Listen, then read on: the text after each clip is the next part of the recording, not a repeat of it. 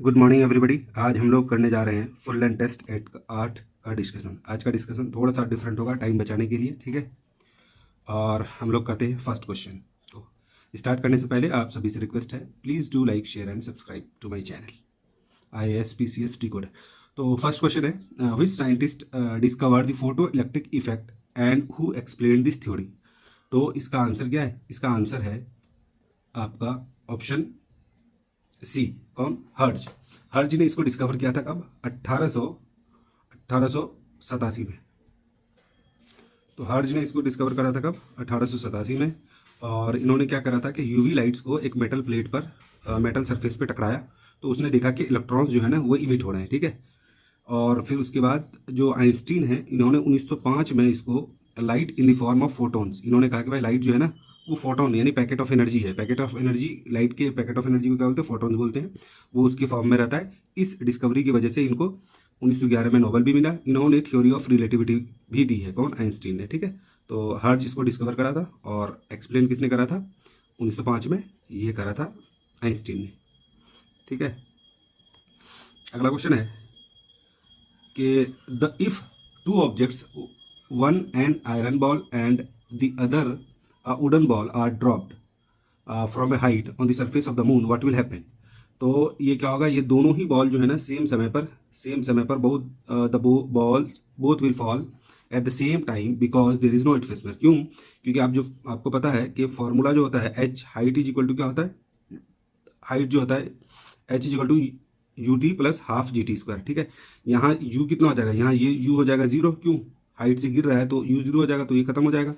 तो अब यहाँ से T निकालिएगा तो T इज इक्वल टू का √2h/g, यानी कि T जो है time to fall from a height on the surface of the earth is dependent on height, किस हाइट पर है वो, और एक्सेलरेशन ड्यू टू ग्रेविटी पे, ठीक है। इन्हीं दोनों चीज़ पे, मास वगैरह पे डिपेंड ही नहीं करता है। जब मास पे डिपेंड ही नहीं करेगा तो फिर आपको ये दोनों ही चीज़ क्या है? सेम टाइम पे गिरेंगे किस पर?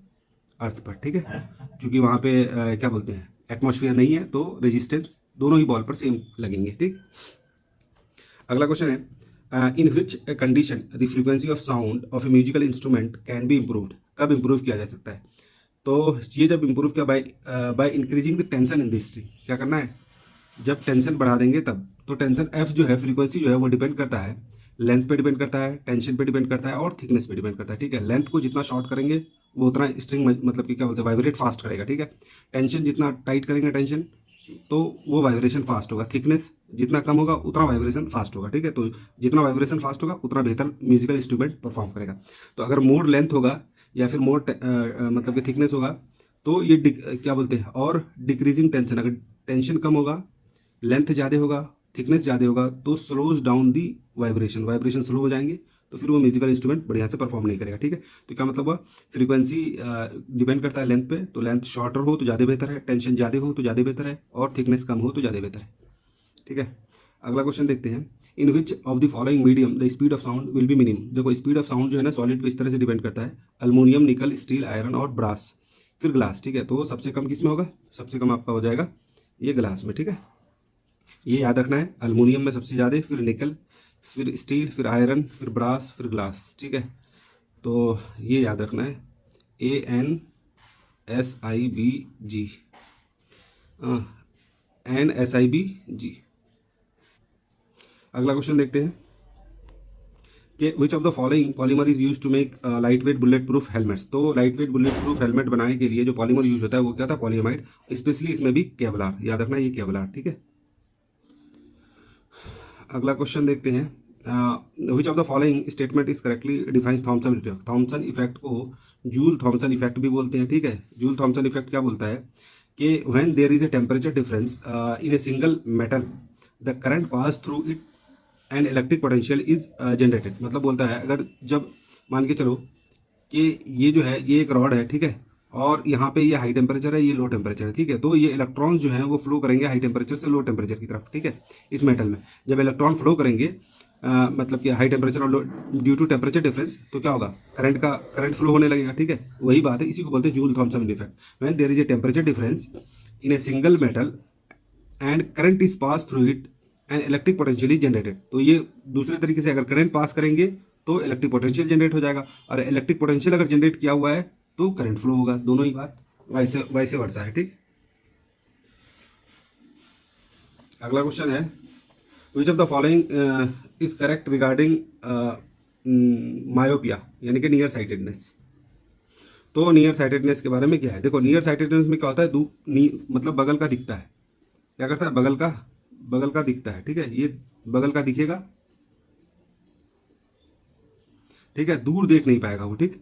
तो जब बगल का दिखता है तो इसका मतलब जो आंख में ना, ये मान के ये रेटिना है, ठीक है, ये जो पर्दा है ये रेटिना है, तो जो इमेज है वो पहले ही बन जाता है, यानी कि यहाँ पर ही इमेज बन जा रहा है, ठीक है, इमेज बन जा रहा है, इसलिए वो दूर, मतलब कि नियर का तो देख पाता है लेकिन दूर का नहीं देख पाता। क्यों दूर का नहीं, क्योंकि इमेज पहले ही बन जा रहा है, इमेज जो है, ये इमेज जो है ये पहले ही बन जा रहा है यहाँ पर, ठीक। तो करेक्शन क्या होगा, अब चूंकि ये इसको डाइवर्ट करना है, डाइवर्ट करके यहाँ लाना है, ठीक है, ये डाइवर्ट करके यहाँ लाना है, डाइवर्ट करके लाने के लिए कौन सा लेंस होगा, डाइवर्जिंग लेंस होगा, ठीक है। ये पहले ही बन जा रहा है, उसको रेटिना पे लाना है तो डाइवर्ट कराना पड़ेगा ना, कन्वर्स तो कराओगे तो और बगल हो जाएगा, तो डाइवर्ट कराओगे तो क्या होगा, डाइवर्जिंग लेंस का यूज करना पड़ेगा। तो ये है कि अब which of the following not correct, the curvature of the lens increases, बिल्कुल लेंस का अगर कर्वेचर इंक्रीज करेगा, फोकल लेंथ डिक्रीज कर जाएगा, फोकल लेंथ डिक्रीज करेगा तो पहले ही इमेज बन जाएगा, ठीक है। तो लेंथ का कर्वेचर इंक्रीज कर जा रहा है, फोकल लेंथ डिक्रीज कर जा रहा है, ये भी सही है। The power of the lens increase, power of the lens increase कर जाता है। The image of the object is not form on the retina but behind the retina, नहीं बिहाइंड द रेटिना नहीं बल्कि in front of the retina, ठीक है, in front of retina, यहाँ देख रहे हो ना इमेज में, ये पहले ही बन जा रहा है, इसलिए हमें दूर का नहीं दिख पा रहा है। और इसका करेक्शन लेंस क्या है कि कॉन्केव लेंस लगेगा जो कि इसको डाइवर्ट करेगा इस रे को और रेटिना पे बनाएगा, ठीक। तो इसका आंसर क्या हो जाएगा, जो रॉन्ग आंसर वो यही हो जाएगा, ठीक है। अगला क्वेश्चन है, why it is easier to cut a balloon filled with gas with a needle than with a nail. तो देखो इसमें कॉन्सेप्ट क्या है कि जो ये प्रेशर जो होता है वो फोर्स बाय एरिया होता है, तो नेल का एरिया जो है वो ज़्यादा होगा नीडल के एरिया से। क्यों, नीडल जो है ये मान लो ये बहुत शार्प होता है, ठीक है, और नेल जो है ये थोड़ा सा ये इसका जो ये होता है टिप जो होता है वो थोड़ा ब्लंट होता है, ठीक है। तो यह यहाँ पे क्या हो जाएगा, एरिया ज़्यादा हो जाएगा, और इस जगह पे क्या होगा, एरिया कम हो जाएगा। एरिया अगर कम हो जाएगा तो प्रेशर बढ़ जाएगा, प्रेशर बढ़ जाएगा तो फट जाएगा फटाक से, ठीक है। तो क्या होगा, so pressure exerted is very high, तो नीडल के केस में क्या होगा, प्रेशर बहुत ज़्यादा एक्सर्ट हो जाएगा, तो the needle exert more pressure on the balloon than the nail, ठीक है। तो इसका आंसर क्या हो जाएगा, इसलिए आंसर हो जाएगा ए। तो आंसर क्या हो जाएगा, ए नहीं बल्कि बी होगा ना, the needle exerts more pressure on the, ये क्या बोलते हैं, बैलून देन नेल, ठीक। अगला क्वेश्चन देखते हैं हम लोग, विच of the following substances is made using mercuric sulphide. Mercuric sulphide से क्या बनाया था, तो ये वर्मिलियन जिसको सिंदूर बोलते हैं ना, सिंदूर जो होता है वो मर्क्यूरिक सल्फाइड से ही बनता है, ठीक है, जिसको कहते हैं HGS, और रेड PbO3 से, इन दोनों से मिलके बनता है कौन सा, वर्मिलियन, ठीक है। तो याद रखना सिंदूर किससे बनता है, HGS मर्क्यूरिक सल्फाइड से बनता है। अगला क्वेश्चन है, the chemical formula of quick lime. Quick lime का जो फार्मूला है, केमिकल फार्मूला वो क्या है, CaO बनता कैसे है, CaCO3, कैल्शियम लाइम स्टोन को, कैल्शियम कार्बोनेट को जब हीट करोगे तो ये बनाएगा CaO, कैल्शियम ऑक्साइड और कार्बन डाइऑक्साइड गैस, ठीक है, गैस तो निकल जाएगा। ये जो CaO है यही है क्विक लाइम, ठीक है, ये क्या है, ये आपका क्विक लाइम है, तो आंसर क्या आ जाएगा ये। अगला क्वेश्चन है, which of the following statement is about diamond is not true. Diamond is a 3D tetrahedral structure, बिल्कुल सही है ये, ठीक है, ये स्टेटमेंट सही है। Hybridisation of sp3 type is found in diamond, ये भी सही है। Diamond is chemically very less reactive, ये भी सही है। और diamond it is a good conductor, नहीं बल्कि ये बैड कंडक्टर ऑफ इलेक्ट्रिसिटी होता है। Graphite is a good conductor of electricity, तो क्या बोला है, नॉट ट्रू, तो आंसर हो जाएगा डी। अगला क्वेश्चन है, which of the following is not correct. इसमें से oxides of metal are acidic in nature, बिल्कुल नहीं, oxides of metal are basic in nature. Oxide of aluminium, zinc और पीबी, ठीक है, इज एम्फोटेरिक, ये बिल्कुल सही है। ऑक्साइड ऑफ अल्मोनियम, जिंक और पीबी जो है ये क्या है, ये आपका एम्फोटेरिक है। Silver is the best conductor of electricity, ये भी सही है। Lead is the lowest thermal and electrical, lead का जो है वो lowest thermal and electrical conductivity होता है। Oxide of metal are basic, oxide of non metal are acidic, तो इसमें नॉट करेक्ट पूछा था, तो क्या हो जाएगा, ए हो जाएगा। अगला क्वेश्चन है, which of the following substances statements about cement is not true. Cement is a mixture of calcium silicates and aluminium silicate, बिल्कुल सही है। Addition of gypsum to the cement accelerates the initial setting time, नहीं, ये retard करता है, ठीक है। और उसके बाद तो इसलिए क्या हो जाएगा, नॉट ट्रू, नॉट ट्रू में यही हो जाएगा, ठीक है, ऑप्शन बी। अब ये देखो, ये जो जिप्सम है वो 2 से 3% रहता है, ठीक है। जिप्सम का फॉर्मूला क्या है, CaSO4 2H2O, ठीक है। और प्लास्टर ऑफ पेरिस का जो फार्मूला होता है वो क्या होता है, CaSO4 डॉट हाफ H2O, ये ध्यान रखना। ये CaSO4 हाफ H2O होता है, CaSO4 2H2O होता है। इसलिए करते हैं जिप्सम, इसलिए मिलाते हैं, मान के चलो कंक्रीट को यहाँ बनाए अब, ठीक है। अब ये घर यहाँ पर बनाना है, यहाँ छत पे ले जाना है, ठीक है। छत पे अगर ले जाना है तो टाइम चाहिए ना। अगर ये फटाक से सूख जाएगा तो फिर यहाँ पे जाकर के मतलब काम कैसे होगा। इसलिए जिप्सम थोड़ा सा मिलाया, ये 2 से 3% मिलाया जाता है, ताकि उसका जो है सेटिंग टाइम घट जाए, ताकि ये टाइम मिले कि हम इसको एक जगह से दूसरी जगह ट्रांसपोर्ट कर सकें, ठीक। अगला क्वेश्चन है, pH value of the solution changes from 2 to 4, the concentration of H plus ion, मतलब pH जो चेंज हो रहा है 2 से 4 हो जा रहा है, तो कॉन्सेंट्रेशन, pH का फॉर्मूला क्या होता है, pH इज इक्वल टू होता है minus log of H plus क्या है, कॉन्सेंट्रेशन ऑफ हाइड्रोजन आयन, ठीक है। तो माइनस को इधर ट्रांसफर कर दो, 2 लगा, ये pH का वैल्यू 2 दिया है, 2 रख दो, और यहाँ पे मान लो ये H1 पहली बार का कॉन्सेंट्रेशन H1 प्लस, मान लो H1 प्लस क्या हो जाएगा, जब लॉग हटाते हैं तो इधर आगे क्या होता है 10 का पावर आ जाता है, तो 10⁻²। इसी तरह 4 रखोगे तो 10⁻⁴, यानी कि ये पहले 10⁻², कॉन्सेंट्रेशन था, अब क्या होगा 10⁻⁴ पर, ठीक है।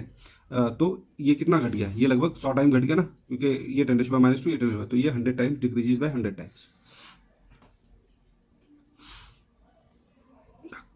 अगला क्वेश्चन है, atoms with same atomic number but different atomic masses are called isotope. These are called isotope, not isobar, बिल्कुल बल्कि isotope। isotope का क्या 1H1 1H2 और यानी हाइड्रोजन, ड्यूटेरियम, ट्रिटियम, ये सारा क्या है, ये आइसोटॉप है, ठीक है। टॉप में है ना, तो टॉप है। तो ये इसमें क्या होगा, सेम एटॉमिक नंबर क्या होगा, एटॉमिक नंबर देखो ये 111 होगा, लेकिन एटॉमिक मास डिफरेंट होगा, 1 2 3 अलग अलग होगा, तो इसको क्या बोलते हैं, इसको बोलते हैं isotope. Atomic same atomic mass but different atomic number are called isobar, ठीक है। Same atomic mass but different atomic number are called isobar.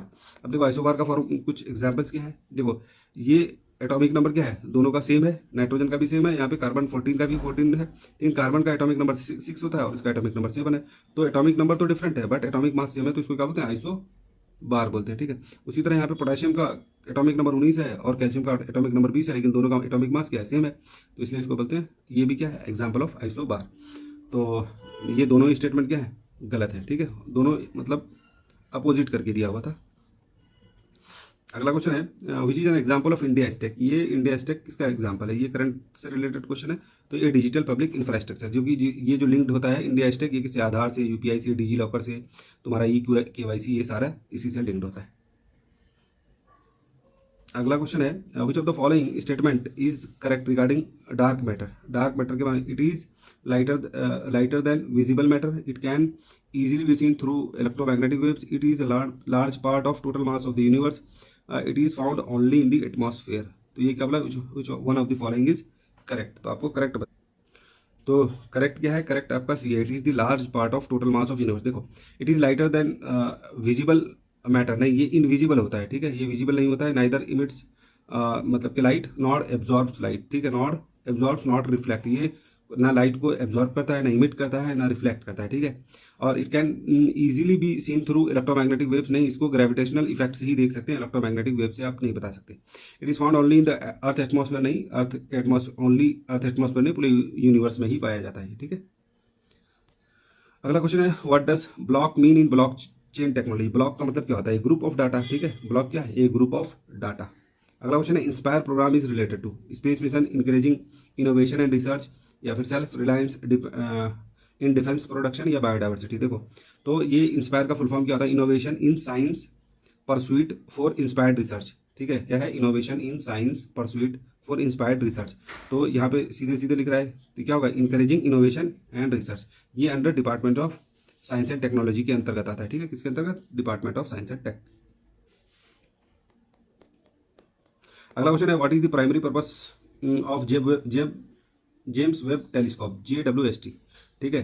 तो इसका प्राइमरी जो ये था, क्या बोलते हैं उसको, पर्पस क्या था, तो स्टडिंग द अर्ली यूनिवर्स, क्या है, स्टडिंग द अर्ली यूनिवर्स। इसको बनाया कौन था, नासा ने, और उसके बाद ESA ने और CSA ने, Canadian space agency, European space agency और नासा, ये तीनों मिल करके बनाया था क्या, जेम्स वेब टेलीस्कोप। और इसका काम क्या, यूनिवर्स, अर्ली यूनिवर्स के बारे में पता लगाना। अगला क्वेश्चन है, which of the following pairs is correctly matched. Defence और डिजीज कौन सा है, स्कर्वी, रेटिनॉल, नहीं बिल्कुल नहीं है, रेटिनॉल क्या है, विटामिन ए से क्या होता है, नाइट ब्लाइंडनेस, ठीक है, विटामिन ए से night blind. Rickets vitamin D की वजह से होता है, और इसको बोलते हैं कैल्सीफेरॉल, क्या बोलते हैं, कैल्सीफेरॉल। थायामाइन B1 से होता है बेरी, ठीक है, बेरी, ठीक, तो दूसरा भी गलत है। एनीमिया साइनोकोबालामाइन, बिल्कुल ये सही है। एनीमिया जो होता है साइनोकोबालामाइन, ये होता है विटामिन B12, क्या होता है विटामिन B12, ठीक है। और लैक ऑफ ब्लड क्लोटिंग ये विटामिन के की वजह से होता है, ठीक है, जिसको फाइलोक्विनोन भी बोलते हैं, क्या बोलते हैं फाइलोक्विनोन। और टोकोफेरोल जो है विटामिन ई को बोलते हैं, ये फर्टिलिटी से रिलेटेड है, ठीक है। टोकोफेरोल क्या है, विटामिन ई फर्टिलिटी से रिलेटेड है। स्कर्वी किससे होता है, विटामिन सी की कमी से होता है, और इसको क्या बोलते हैं एस्कॉर्बिक एसिड भी बोलते हैं, क्या बोलते हैं एस्कॉर्बिक एसिड। तो ये सारा आपको ध्यान रखना है। अगला क्वेश्चन है consider the following statement, insectivorous plants grow in soil deficient nitrogen, बिल्कुल सही है, ठीक है। और biodegradable waste can be converted into useful substance usually with the help of bacteria, ये भी सही है। तो आपको करेक्ट स्टेटमेंट बताना है, दोनों ही स्टेटमेंट क्या है सही है, दोनों ही स्टेटमेंट क्या है सही है। अगला क्वेश्चन है consider the following statement, after the breakdown of carbohydrates monosaccharides are finally form, बिल्कुल सही स्टेटमेंट है। फाइनली मोनोसैकेराइड्स ही फॉर्म होते हैं ब्रेकडाउन ऑफ कार्बोहाइड्रेट के बाद। Enzymes help in breaking down large molecules into smaller molecules such as glucose, ये भी सही है। Pentose fructose glucose are monosaccharide, ये तीनों ही सही है, ठीक है। तो तीनों ही सही है, आपको करेक्ट स्टेटमेंट बोला है, तो आंसर क्या हो जाएगा, आपका आंसर हो जाएगा डी, ठीक है, क्या हो जाएगा आंसर डी। और अब आप थोड़ा सा देख लो, ये जो मोनोसेक्राइड्स है उसका उसके कुछ एग्जांपल्स क्या हैं, ग्लूकोज हैं, फ्रुक्टोज हैं, ठीक है, गैलेक्टोज हैं, राइबोज हैं, डीऑक्सी राइबोज है, पेंटोज, हेक्सोज, हेप्टोज, ये सारा क्या है, ये आपका मोनोसेक्राइड्स के एग्जाम्पल है, ठीक। और उसके बाद आपके जो ओलिगोसेक्राइड्स, दूसरा होता है ओलिगोसेक्राइड, जो कि 2 से 10 मोनोसेक्राइड से मिलकर बना होता है, ठीक है। 2 से 10 मोनोसेक्राइड मिलकर क्या बनाता है, ओलिगोसेक्राइड। उसका एग्जांपल है सुक्रोज, माल्टोज, लैक्टोज, क्या है सुक्रोज, माल्टोज, लैक्टोज, ठीक है। पॉलीसेक्राइड्स क्या होता है, तीसरा टाइप होता है सेक्राइड पॉलीसेक्राइड, ये होता है 10 से 1000 मोनोसेक्राइड्स मिलकर बनाता है, जिसको क्या ग्लूकोज, ग्लाइकोजन, चिटिन, ये सारा क्या है, ये सारा आपका है पॉलीसेक्राइड्स। तो आपको ध्यान ये रखना है कि ओलिगोसेक्राइड्स जो होता है वो सुक्रोज, माल्टोज और लैक्टोज होता है, ठीक है। बाकी क्या बोलते हैं पेंटोज, हेक्सोज, हेप्टोज, ये सारा क्या है, ये सारा मोनोसेक्राइड्स है, ठीक। अगला क्वेश्चन है who discovered ABO blood group system, ABO blood group system को कार्ल लैंड स्टैंडर्ड ने डिस्कवर करा था, ठीक है। अगला क्वेश्चन है आपको मिलान करना है फ्रूट शुगर, देखो फ्रूट से फ्रुक्टोज से फ्रूट याद रखना, ठीक है। मिल्क शुगर में ये पता ही है लैक्टोज होता है, टेबल शुगर आपका सुक्रोज होता है, जो कि शुगर केन और बीटरूट वगैरह में पाया जाता है, ठीक है सुक्रोज। स्टेविया जो है ये नेचुरल स्वीटनर है, ठीक है। स्टेविया क्या है, नेचुरल स्वीटनर है। तो सारा 1 2 3 4 करके मिला हुआ है, तो आंसर क्या हो जाएगा आपका ए, आंसर हो जाएगा ए। तो ये ध्यान रखना है कि आपका जो टेबल शुगर है वो टेबल शुगर है आपका सुक्रोज, क्या है टेबल शुगर सुक्रोज है। फ्रूट शुगर में फ्रुक्टोज, एफ से फ्रूट, एफ से फ्रुक्टोज, ठीक है। ये तो ध्यान, मिल्क में आपको पता ही है लैक्टोज पाया जाता है। अगला क्वेश्चन है विच digestive enzyme is not released by pancreas, pancreas से कौन सा रिलीज नहीं होता है। देखो सबसे पहले पेनक्रियाज से आपको याद रखना है ताल, पेनक्रियाज से कौन कौन सा ये होता है, ताल, ताल मतलब ट्रिप्सिन, अमाइलेज और लाइपेज। तो यहाँ पे देखो ट्रिप्सिन है, ठीक है, तो यार नॉट पूछा ना, तो ट्रिप्सिन तो होगा और लाइपेज भी होगा, ठीक है। तो नॉट क्या होगा, टाइलिन और पेप्सिन, तो बी और सी हो जाएगा, क्या हो जाएगा बी और सी आंसर हो जाएगा। लेकिन याद रखना पेनक्रियाज में क्या होता है, ताल होता है, पेनक्रियाज में ताल, ट्रिप्सिन, अमाइलेज और लाइपेज। गैस्ट्रिक जूस में होता है पेड़े, पेड़े खाओगे, कहता है ना पेड़े खाओगे क्या, तो पेड़े कहाँ जाएगा, पेट में जाता है, तो गैस्ट्रिक जूस क्या होगा, पेड़े, पेड़े में पेप्सिन और रेनिन। सेलिवा में होता है माता, सेलिवा में क्या होता है माता, माता मतलब माल्टेज, टी से टाइलिन, ये जो टाइलिन है ये सेलिवा से आता है, ठीक है। और इसे यहाँ पे भी अमाइलेज आता है, तो सलाइवा में कौन सा आता है माता, यानी कि माल्टेज, टाइलिन और अमाइलेज। और पेनक्रियाज में क्या होता है ताल, ताल मतलब ट्रिप्सिन, अमाइलेज और लाइपेज, ठीक है। और उसके बाद गैस्ट्रिक जूस में पेड़े, पेड़े मतलब पेप्सिन और रेनिन, ठीक। नेक्स्ट क्वेश्चन है which of the following action takes place in the small intestine, small intestine में सब कुछ होता है, digestion of carbohydrate, digestion of fat, digestion of protein, absorption of digested nutrient, मतलब ऑल टाइप्स ऑफ क्या बोलते हैं digestion are takes place in small intestine, मतलब स्मॉल इंटेस्टाइन में फाइनल डाइजेशन जो होता है ना, फाइनल डाइजेशन ऑलमोस्ट ये सारा ऑल स्मॉल इंटेस्टाइन में ही होता है जाकर के। अगला क्वेश्चन है functions of liver, glycogenolysis, conversion of beta carotene to retinol, conversion of ammonia to urea, bile production तो बिल्कुल है, अमोनिया से यूरिया बनाता है। और ये सारी ये ग्लाइकोजेनोलाइसिस भी होता है, और conversion of beta carotene to retinol, तो ये हो जाएगा answer all of the above. अगला क्वेश्चन है कन्वर्ट करना है 70 डिग्री सेल्सियस को फ़ारेनहाइट, फॉर्मूला क्या है, Fahrenheit is equal to 9/F C, मतलब सेंटीग्रेड में जो टेम्परेचर दिया हुआ है +32, तो ये आपका 9/5 इंटू 70 करोगे प्लस 32, तो आंसर क्या हो जाएगा 5। तो ये हो गया क्या, इसको आप जोड़ोगे तो ये टोटल आ जाएगा क्या, ये आपका आ जाएगा 158 डिग्री। 14 इंटू 9 प्लस 32, ठीक है। अगला क्वेश्चन है, which of the following is a negatively charge particle emitted by a radio active element. Radio active element जो है नेगेटिवली चार्ज पार्टिकल क्या, देखो अल्फा होता है पॉजिटिव होता है, ठीक है, अल्फा क्या होता है पॉजिटिव होता है, बीटा नेगेटिव होता है और गामा वो न्यूट्रल होता है। गामा क्या होता है न्यूट्रल होता है। तो यहाँ पे क्या पूछा नेगेटिवली चार्ज, नेगेटिव चार्ज होगा तो क्या होगा बीटा हो जाएगा, आंसर क्या हो जाएगा बीटा। तो अल्फा पार्टिकल जो है वो जब अगर रिलीज होता है तो वो एक हीलियम एटम रिलीज होता है, मान के चलो उसमें मास जो होता है वो, अगर अल्फा पार्टिकल रिलीज होता है किसी एलिमेंट एक्स से, उसका मास 4 टाइम मतलब कि 4 यूनिट घट जाता है और एटॉमिक नंबर 2 यूनिट से घट जाता है। तो 4 और 2 यूनिट अगर देखोगे तो ये क्या एक हीलियम एटम के बराबर होता है, ठीक, और ये पॉजिटिव होता है। बीटा में इलेक्ट्रॉन निकलता है, ठीक है, एक इलेक्ट्रॉन निकलता है इसमें। तो गामा में कोई चेंज नहीं होता, ये एक फोटोन है, ठीक है, यानी पैकेट ऑफ एनर्जी है नो। और गामा न्यूट्रल होने की वजह से इसमें कोई भी इफेक्ट नहीं होता मैग्नेटिक फील्ड में, ठीक है, मैग्नेटिक फील्ड में ये रिएक्ट ही नहीं करता है कौन, गामा रेज, ठीक। अगला क्वेश्चन है, पंकज एंड हिज सन राजेश अपना, ये सारा पढ़ना और इसका आंसर हो जाएगा ऑप्शन बी ब्रदर। उसके बाद आपका कंप्लीट दी फॉलोइंग सीरीज, इसको आप जब कंप्लीट करो, ये 13 + 1 का स्क्वायर 14 है, 14 + 3 का स्क्वायर 23 है, ठीक है, और फिर 23 + 5 का स्क्वायर, ये टोटल अगर आप जब करोगे तो इसका आंसर आ जाएगा फाइनली आपका 299, ठीक है।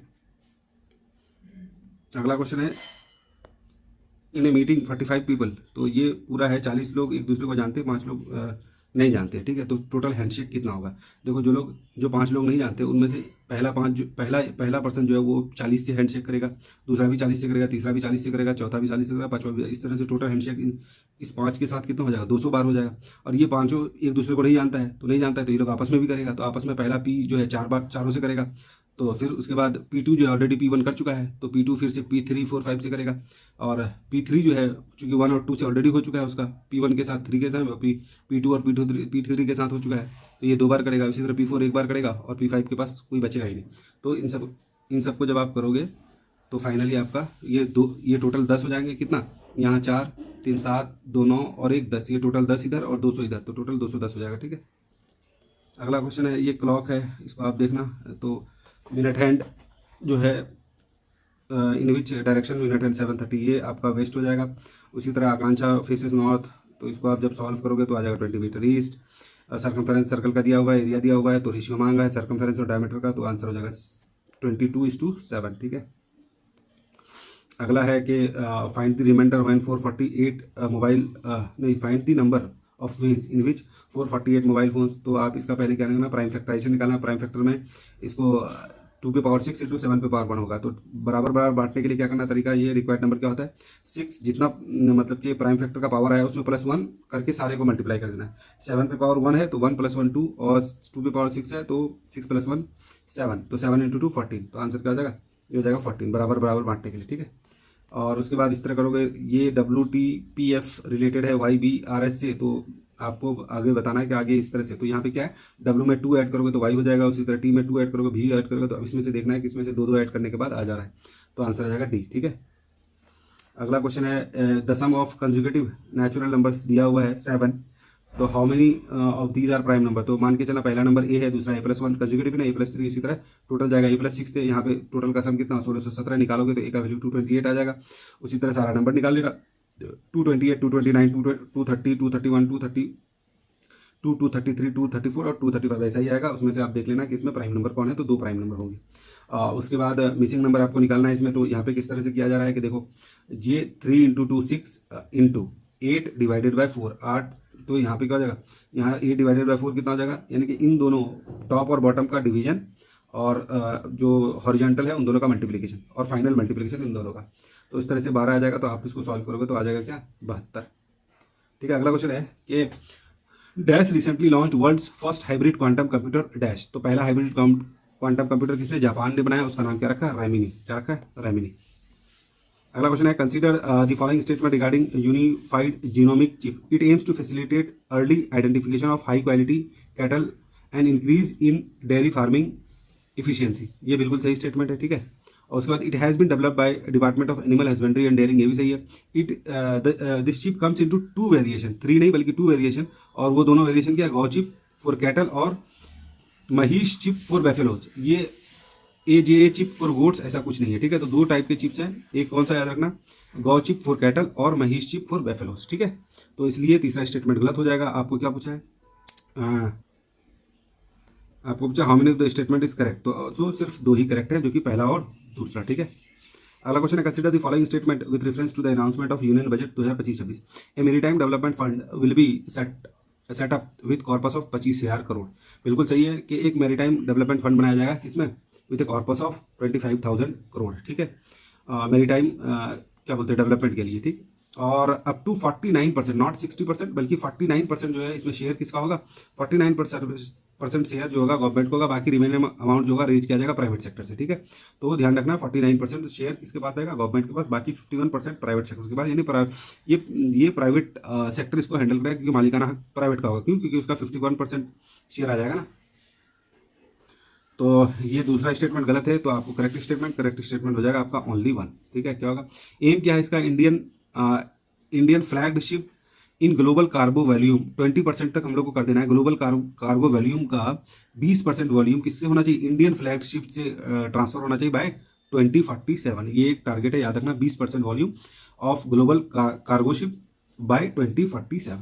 According to the Economic Survey 2024-25, 4 advanced industrial cities to be built under National Industrial Corridor Development Program. In this context, which of the following is wrongly matched? Uttar Pradesh जो 4 हैं आपको वो बताना है, वो चारों एडवांस इंडस्ट्रियल सिटीज जो हैं वो कौन कौन से हैं।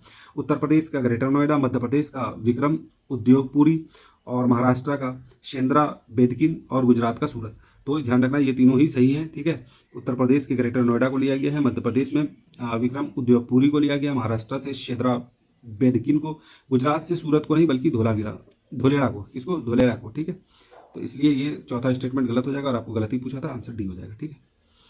और इसके अलावा भी एक बात याद रखना कि जो कैबिनेट कमेटी है ना, उन्होंने अप्रूवल दे दिया है 12 इंडस्ट्रियल रीजन को डेवलप करने के लिए। कितना, 12 इंडस्ट्रियल रीजन को डेवलप करने के लिए, कितने, 10 स्टेट में, under national industrial corridor development programme, ठीक है। National industrial corridor development programme, उसने इसके तहत कैबिनेट कमेटी ने 12 इंडस्ट्रियल रीजन को डेवलप करने का अप्रूवल दे दिया है 10 स्टेट में, और उसमें से एक जो है वो गया का बिहार है। ये ध्यान रखना आपको, गया का बिहार में गया, ठीक है।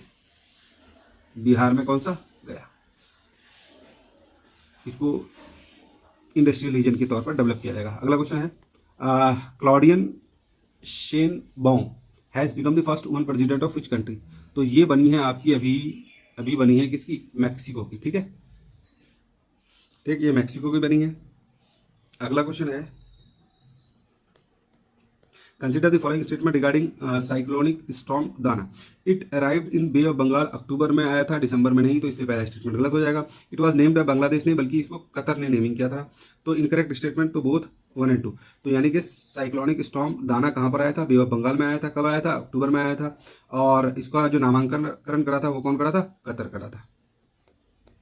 अगला क्वेश्चन है, Vande Ganga water conservation public campaign has been started by which of the following. तो इसको स्टार्ट करा है Vande Ganga water conservation public campaign, इसको स्टार्ट करा है राजस्थान गवर्नमेंट ने, जबकि वहाँ पे गंगा बहती भी नहीं है, इसे याद रखना, ठीक है। गंगा यहाँ बहती भी नहीं है, फिर भी क्या नाम है, Vande Ganga water conservation public campaign, ठीक है, राजस्थान गवर्नमेंट। तो ये वाटर कंजर्वेशन के लिए, ठीक। अगला क्वेश्चन है, consider the following statement G20 summit के बारे में है। तो जो G20 समिट हुआ था, the 20th G20 summit will be held in Brazil, ठीक है। और दूसरा स्टेटमेंट है, G20 was establish in the year 1999। तो देखो पहला स्टेटमेंट तो सही है, ठीक है, और दूसरा स्टेटमेंट गलत है। ये इसको कब हुआ था, 1997-98 में। कब, जब ये अफ्रीकन, ये कब हुआ था, एशियन फाइनेंशियल क्राइसिस के टाइम पे ये बनाया गया था। कौन सा, 1997-98 में एशियन फाइनेंशियल क्राइसिस जब हुआ था 1997-98 में, तब G20 का ग्रुप बना था, ठीक है। और G20 समिट का 2025 में जो समिट हुआ वो कहाँ हुआ, ब्राज़ील में हुआ है, ठीक है। और जो G20 जो है इसमें 20 कंट्रीज़ हैं, ठीक है। उसमें से 19 कंट्रीज़ हैं, एक EU है और एक अफ्रीकन यूनियन, एक यूरोपियन यूनियन है, एक अफ्रीकन यूनियन है। पहले G20 इसलिए नाम दिया गया था, 19 कंट्रीज थे और एक EU था। लेकिन 2023 में जब भारत में G20 सम्मेलन हुआ तो उसमें कौन हुआ, अफ्रीकन यूनियन ऐड हुआ। अब हो गया है G20 में 19 countries, 1 European union, 1 African union. Next G20 कहाँ होगा, ये होगा USA में, कब, 2026 में, ठीक है। 2024 में कहाँ हुआ, साउथ अफ्रीका में हुआ, 2024 में साउथ अफ्रीका में। 2025 में कहाँ हुआ, ब्राजील में। 2026 में कहाँ होगा, USA में। अगला क्वेश्चन है, who has developed the new AI system called EVO2। EVO2 जो है नया जो AI सिस्टम है उसको किसने डेवलप करा है, ठीक है। इसको डेवलप करा है निविदा ने। किसने करा है, इसको करा है निविदा ने, ठीक है। और ये लार्जेस्ट AI है, लार्जेस्ट AI सिस्टम है, ठीक है, फॉर बायोलॉजिकल रिसर्च। याद रखना, ये लार्जेस्ट AI सिस्टम है फॉर बायोलॉजिकल रिसर्च, ठीक। अगला क्वेश्चन है, according to the recently released report, ठीक है, it is set to dash is set to overtake dash to become the world largest lender. सबसे ज़्यादा उधार देने वाला कौन बन गया, किसको ओवरटेक करके, जर्मनी बन गया जापान को ओवरटेक करके, ठीक है। जर्मनी बन गया किसको, जापान को ओवरटेक करके। अगला क्वेश्चन है, M for nature initiative was launch by. M for nature जो है ना, ये फूड एंड एग्रीकल्चर ऑर्गेनाइजेशन ने लॉन्च करा है। किसने, फूड एंड एग्रीकल्चरल ऑर्गेनाइजेशन ने लॉन्च करा है क्या, एम फॉर नेचर।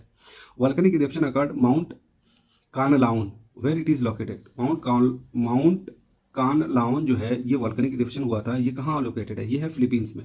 और ये क्या है, स्ट्रेटो वोल्केनो है। कैसा है, स्ट्रेटो वोल्केनो है। इसका कौन से आइलैंड पे है, नेग्रोज आइलैंड पे है, part of Pacific ring of fire, Pacific ring of fire का पार्ट भी है। तो क्या याद रखोगे, माउंट कानलाउन लाउन जो है वो स्ट्रेटो वोल्केनो है। कौन से आइलैंड पे है, नेग्रोज आइलैंड पे है, पार्ट क्या है, part of ring of fire का भी पार्ट है। अगला क्वेश्चन है, which in which African countries has the United Nations decided to implement Bihar cycle scheme. Bihar का जो साइकिल स्कीम है उसको यूनाइटेड नेशन ऑर्गेनाइजेशन ने डिसाइड किया है कहाँ पे इम्प्लीमेंट करने के लिए। ये इम्प्लीमेंट किया जाएगा कहाँ पे, माली और जाम्बिया में, माली और जाम्बिया में। और ये साइकिल स्कीम जो बिहार में आया था 2007 में आया था, किसने लाया था, नीतीश कुमार ने, ठीक है, नीतीश जी लाए थे, ठीक। तो इसको कॉपी करेगा कौन, इसको करेगा ना माली और जाम्बिया में, इसी तर्ज पर दिया जाएगा cycle. INS Tamal will be inducted into Indian navy in July 2025, which country has built. ये हमें सपोर्ट करा है किसने, रसिया ने। अगला क्वेश्चन है, who launch project Kuiper for broadband internet. Broadband internet के लिए प्रोजेक्ट क्यूपर जो है उसको किसने लॉन्च करा, तो इसको लॉन्च करा है अमेजन ने। किसने, अमेजॉन ने, ठीक है, इसको करा है अमेजॉन ने। अच्छा, प्रोजेक्ट क्यूपलर में अभी ये 27 सैटेलाइट को लॉन्च करा है, ठीक है। टारगेट इसका क्या है, 3236 सैटेलाइट को लॉन्च करना है, कहाँ पे, लो अर्थ ऑर्बिट में, लो अर्थ ऑर्बिट में। तो इससे क्या बेटर कनेक्टिविटी होगी, internet connectivity to rural areas को कनेक्ट करने के लिए ये किया जा रहा है, बेटर इंटरनेट फैसिलिटी को प्रोवाइड करने के लिए, ठीक है, रिमोट लोकेशंस तक। तो ये कौन है, project Kuiper related to Amazon.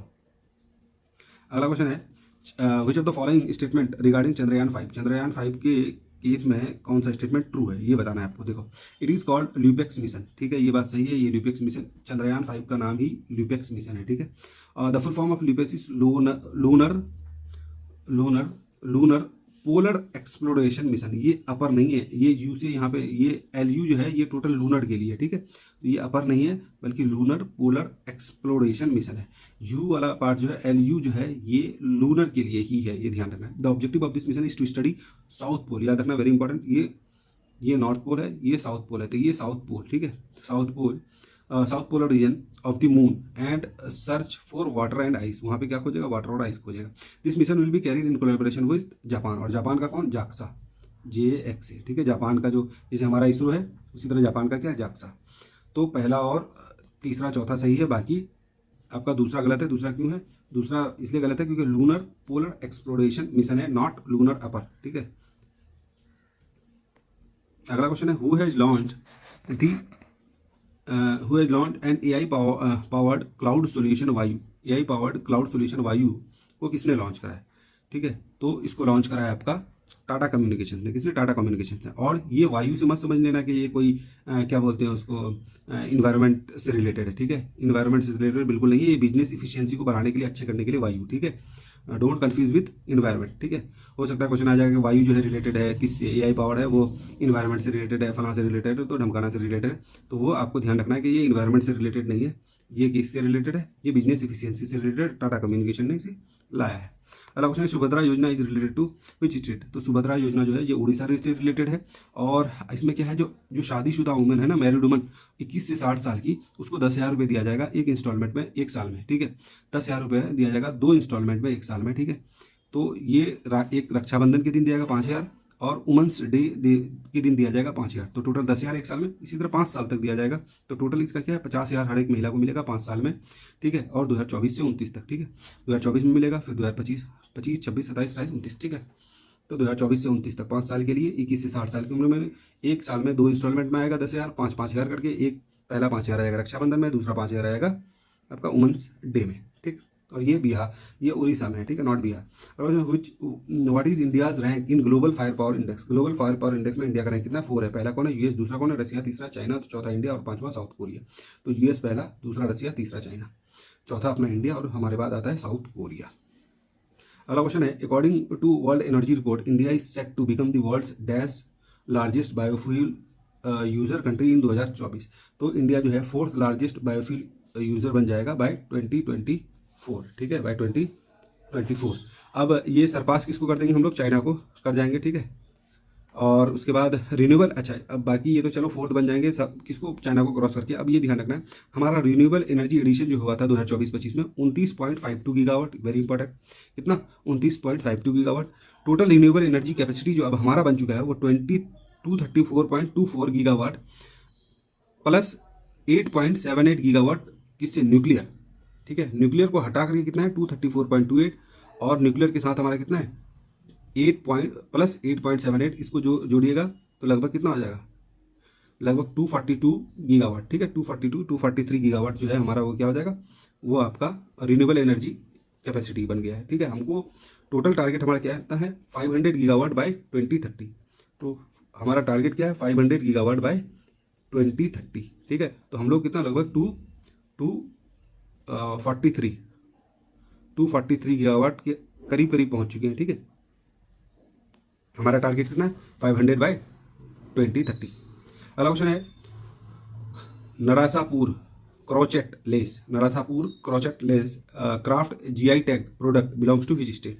तो ये है आंध्र प्रदेश से रिलेटेड, ठीक है। आंध्र प्रदेश से रिलेटेड है कौन सा, नरासापुर क्रॉचेट लेस क्राफ्ट, और जीआई टैग देती कौन है, डिपार्टमेंट DPIIT देती है, ठीक है। और उसके बाद अंडर मिनिस्ट्री ऑफ कॉमर्स, याद रखना मिनिस्ट्री ऑफ कॉमर्स इंडस्ट्रीज, ठीक है, DPIIT under ministry of commerce. अगला क्वेश्चन है when is world's meditation day is celebrated. World meditation day कब सेलिब्रेट किया जाता है, ठीक है। वर्ल्ड मेडिटेशन डे आपका सेलिब्रेट किया जाता है 21 दिसंबर को। कब, 21 दिसंबर को, ठीक है। तो ये क्या था 21 दिसंबर को, इस बार का थीम क्या था, meditation for global peace and harmony, meditation for global peace and harmony, ध्यान रखना। Question where is India first international agriculture hackathon organised. India का पहला इंटरनेशनल एग्रीकल्चरल हैकेथॉन जो है वो हुआ था पुणे में, कहाँ पे, पुणे में। अगला क्वेश्चन है largest cancer institute will be open in which hospital in Bihar. तो largest cancer hospital Patna medical college and hospital में बनाया जाएगा, ठीक है। लार्जेस्ट कैंसर हॉस्पिटल जिसमें नंबर ऑफ बेड्स को बढ़ा करके कर दिया जाएगा 500, अभी शायद 350 है, ठीक। अगला क्वेश्चन है during sports star focus Bihar conclave 2025 who has वोन young achiever award. Young achiever award मिला है मोहम्मद रैयान को, ठीक है। जयप्रकाश सिंह को अनसंग चैंपियन अवार्ड मिला है, क्या मिला है, जयप्रकाश सिंह को unsung champion award. Young achiever award किसको मिला है, मोहम्मद रैयान को, ठीक। और consider the following statement with physical health index release recently. ये जो फिजिकल हेल्थ इंडेक्स जो है इसको रिलीज कौन करती है, इसको रिलीज करती है नीति आयोग, नॉट डिपार्टमेंट और फाइनेंस डिपार्टमेंट वगैरह ये सब के नहीं, ये सीधे सीधे कौन करती है, नीति आयोग, रिलीज बाय नीति आयोग। तो पहला स्टेटमेंट गलत हो जाएगा क्योंकि इसमें फाइनेंस डिपार्टमेंट वगैरह ऐड कर दिया था। Bihar has been ranked second in the country in the quality standard मतलब क्वालिटी स्टैंडर्ड एक्सपेंडिचर जो है हमारा हेल्थ सेक्टर में सेकंड में है, किसका, बिहार का। ये correct statement. The state have been assessed on the basis of 5 major parameters. ये 5 मेजर पैरामीटर पे ये क्या बोलते हैं नीति आयोग डिसाइड करती है कि भाई कौन सबसे ज़्यादा बेहतर हेल्थ पर खर्च कर रहा है। तो 2 और 3 सही है, पहला गलत है, क्यों, पहला में सिर्फ ये release by NITI Aayog, not any assistant of anybody, ठीक है। तो आंसर क्या हो जाएगा, आंसर हो जाएगा आपका 2 और 3। तो ओवरऑल रैंक बिहार का कितना है, ये ध्यान रखना, very important. Overall rank Bihar का फिजिकल हेल्थ इंडेक्स में 13 है। अगला क्वेश्चन है which of the following player won gold in women's triple lawn ball. Very important, आपको ध्यान रखना है ये गेम का नाम वुमेंस क्या है, triple lawn ball event held in 38th national game. तो ये तीनों ही ट्रिपल है ना, तो ये तीन लोग थी, खुशबू कुमारी, पायल प्रीति और निकत खातून। खुशबू पायल निकत, खुशबू पायल निकत। तो ये लोग कौन सा इवेंट में जीती हैं गोल्ड, ये जीती है आपका ट्रिपल लॉन बॉल में, ठीक है। और नेशनल गेम में 38th नेशनल गेम में ये कहाँ पर हुआ, ये भुवनेश्वर में हुआ है, ठीक है। ये ध्यान रखना आपको, भुवनेश्वर में हुआ है। और प्लस जो 38th नेशनल गेम में बिहार का जो परफॉर्मेंस था, आपको बताना है भुवनेश्वर है कि नहीं, मैं मुझे ध्यान आ रहा है ये भुवनेश्वर है। ये जो है 38th नेशनल गेम में ये टोटल जो परफॉर्मेंस बिहार का रहा वो कितना था, 1 गोल्ड, जो कि यही वाला ट्रिपल लॉन बॉल में। ये ध्यान रखना है कि भाई बिहार को एक गोल्ड मिला है, वो कौन से इवेंट में मिला है, ये भी क्वेश्चन आ सकता है। तो ध्यान रखना ट्रिपल लॉन बॉल इवेंट में 1 गोल्ड, 6 सिल्वर और 5 ब्रॉन्ज, टोटल हमारा 12 है, ठीक है। अगला क्वेश्चन है, recently Bihar government constituted 7th finance commission, identify the members of the commission. 7th finance commission में जो बनाया गया है, ठीक है, सबसे पहली बात ध्यान रखना है ये 7वां फाइनेंस कमीशन है बिहार का। तो इसमें जो चेयरमैन है वो अशोक कुमार चौधरी हैं। वो कौन है, चौधरी साहब क्या है, चेयरमैन है, चौधरी साहब चेयरमैन, ठीक है, ये इन्वर्टेड है। उसके बाद इसके जो मेंबर हैं वो एक अनिल कुमार है और एक डॉक्टर कुमुदनी सिन्हा, ठीक है, अनिल कुमार और डॉक्टर कुमुदनी सिन्हा। वेरी इंपॉर्टेंट, बहुत इंपॉर्टेंट क्वेश्चन है, ध्यान रखना है। तो क्या हो जाएगा 1, 2 और 5, ठीक है। तो आंसर क्या हो जाएगा, ये 1, 2 एंड 5, तो ये हो जाएगा, ठीक। ध्यान रखना अनिल कुमार, कुमुदनी सिन्हा और आपका चौधरी साहब। अगला क्वेश्चन है, as per the recent announcement centre of excellence for indigenous breed of cattle will be open in which district of Bihar. यानी कि सेंटर ऑफ एक्सलेंस किसके लिए, इंडिजिनस ब्रीड ऑफ कैटल के लिए कहाँ पर खोला जाएगा, बिहार में। ये खोला जाएगा कहाँ पर, मोतिहारी में। ये कहाँ खोला जाएगा, मोतिहारी में। 19वां इंस्टॉलमेंट जो है पीएम किसान का कहाँ से मोदी जी ने रिलीज करा, वो भागलपुर से। वेरी इंपॉर्टेंट, 19वां किस्त जो है किसका, पीएम किसान सम्मान निधि का, वो कहाँ से रिलीज किया गया, मोदी जी के द्वारा, वो किया गया आपका भागलपुर से, ठीक है। डेयरी प्लांट कहाँ बनाया जाएगा, डेयरी प्लांट बनाया जाएगा बरौनी में, ठीक है, ठीक है। बरौनी में तेल का कारखाना है ना, वहाँ पे अब डेयरी प्लांट भी है। एफपीओ जो वो बनाया जाएगा वो कहाँ बनाया जाएगा, खगड़िया में। ये भी आपको ध्यान रखना, FPO Khagaria, dairy plant Barauni, और क्या बोलते हैं उसको, इंडिजिनस कैटल ब्रीड मोतिहारी, ठीक है। और पीएम किसान का जो 19वां किस्त है वो कहाँ से रिलीज किया गया, मोदी जी के द्वारा, भागलपुर, ठीक है। Dairy plant Barauni, FPO Khagaria. अब आपको ये जो है जीआई टैग्स हैं बिहार के, उसको मैच करना है, ठीक है। तो मर्चा राइस कहाँ से है, ये मर्चा राइस आपका है वेस्ट चंपारण से। कतरनी राइस कहाँ है, भागलपुर से। स्टोन आर्ट कहाँ से है, स्टोन आर्ट आपका गया से। और ये मगही पान कहाँ है, नवादा से,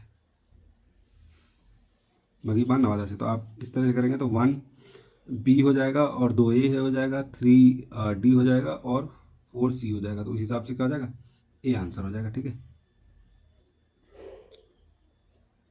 अगला क्वेश्चन है, the hand written words of which mandal of Rigveda are called Khil. तो ये कौन सा खिल किसको बोलते हैं, सॉरी 8वें मंडल को बोलते हैं, किसको, 8वें मंडल को, ठीक है, 8वें मंडल को।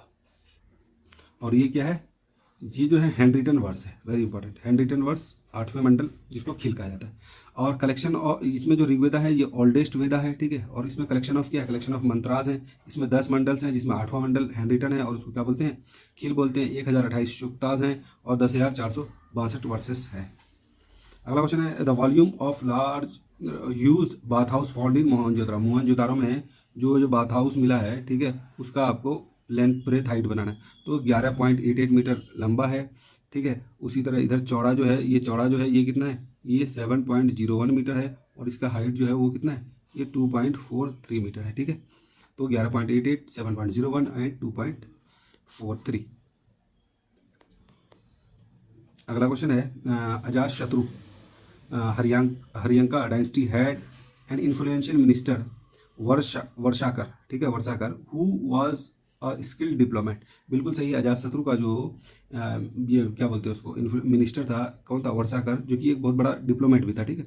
वर्षाकर सक्सीडेड इन मर्जिंग अंगा Mahajanapada with Magadha Mahajanapada through diplomacy. नहीं, बल्कि आपको ये पता होना चाहिए कि जो अंगा को जो है ना, ये जो अजात शत्रु के पिताजी हैं, कौन, बिम्बसार। अजात शत्रु के पिताजी कौन है, बिम्बसार, उन्होंने एनेक्स किया था, ठीक है, नॉट थ्रू डिप्लोमेसी बाय वर्षाकर, ठीक है।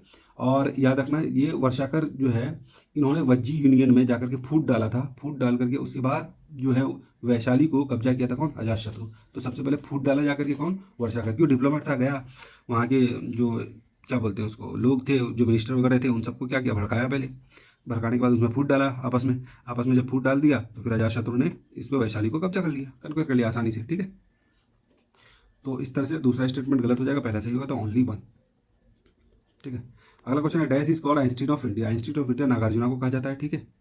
और उसके बाद ये इनका जो बुक है एक माध्यमिका सूत्रा, ये इनकी बुक है, फेमस बुक है। और give the theory of relativity, इन्होंने ही थ्योरी ऑफ रिलेटिविटी को दिया था, ठीक है। और ये जो किसके कोर्ट में थे, ये कनिष्क के कोर्ट में थे, कनिष्क के टाइम पे थे, ठीक है। तो ये याद रखना, नागार्जुना को कहा जाता है आइंस्टीन ऑफ इंडिया। इनकी जो बुक है वो है माध्यमिका सूत्रा, और इन्होंने ही थ्योरी ऑफ रिलेटिविटी को दिया था, ठीक है, आइंस्टीन से भी पहले। अगला क्वेश्चन, अब आपको इसको मैच करना है लिस्ट 1 को लिस्ट 2 से। जो ये स्पेशलिस्ट है, स्कॉलर्स हैं, ये सारे स्कॉलर्स जो हैं ये 9 रत्न ऑफ चंद्रगुप्ता टू में से ये चारों हैं, ये चार जो है 9 रत्न थे ना चंद्रगुप्त टू के, उनमें से ये 4 हैं, ठीक है। इन चारों का जो मतलब एरिया क्या था, वो फील्ड क्या था, वो बताना है। ये कशा पनाका जो है ये एस्ट्रोलॉजी से रिलेटेड है, शांकु आर्किटेक्ट से, अमर सिम्हा लेक्सिकोग्राफर से, वरह मिहिरा ये एस्ट्रोनॉमर थे, वरह मिहिरा क्या थे, एस्ट्रोनॉमर थे, अमर सिम्हा थे लेक्सिकोग्राफर थे, शांकु आर्किटेक्ट थे, और कशा पानका एस्ट्रोलॉजी से रिलेटेड थे। तो इसको जब आप मैच करेंगे तो आंसर क्या आ जाएगा, आंसर आ जाएगा आपका सी आंसर आ जाएगा, ठीक। क्यों, ए का 1 और बी का 3, सी का 2 और डी का 4। अगला क्वेश्चन है, who was the founder of Odantapuri university. Odantapuri university के फाउंडर कौन है, गोपाला। गोपाला जो है वो पाला डायनेस्टी के भी फाउंडर हैं, ठीक है। और ये धर्मपाला जो है ये विक्रमशिला महावीरा बनाए थे। नालंदा को किसने बनाया था, कुमार गुप्त वन ने। ये तीनों ही याद रखना है। धर्मपाल ने क्या बनाया था, विक्रमशिला को। गोपाला फाउंडर ऑफ पाला डायनेस्टी, इन्होंने ही उदांतापुरी को डेवलप करा था, ठीक है। अगला क्वेश्चन है, which of the following statement regarding Iltutmish जो है वो, he was the first ruler to issue pure Arabic coins, बिल्कुल सही है। He was the governor of Lahore at the time of Qutbuddin Aibak's death. 1210 में कुतुबुद्दीन ऐबक की डेथ हुई थी, उस समय वो गवर्नर लाहौर के थे, नहीं लाहौर के नहीं थे बल्कि वो बदाऊं के थे। कहाँ थे, बदाऊं के थे। तो ये वाला स्टेटमेंट हो जाएगा गलत।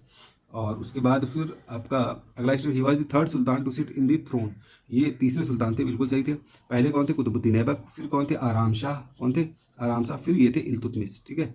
तो पहले कुतुबुद्दीन ऐबक, दूसरा आराम शाह, तीसरा कौन थे, इल्तुतमिश। अगला क्वेश्चन, अगला statement, Iltutmish was the first ruler of Delhi Sultanate who was received of legal approval of the post of sultan from खलीफा। खलीफा ने इसको लीगल अप्रूवल दिया था, कौन का, खलीफा ऑफ बगदाद का, 1226 AD में। तो ये भी तीसरा स्टेटमेंट सही है। तो आपका फर्स्ट स्टेटमेंट आपका सही है, दूसरा गलत है। फर्स्ट 3-4 आपका करेक्ट स्टेटमेंट है, ठीक है।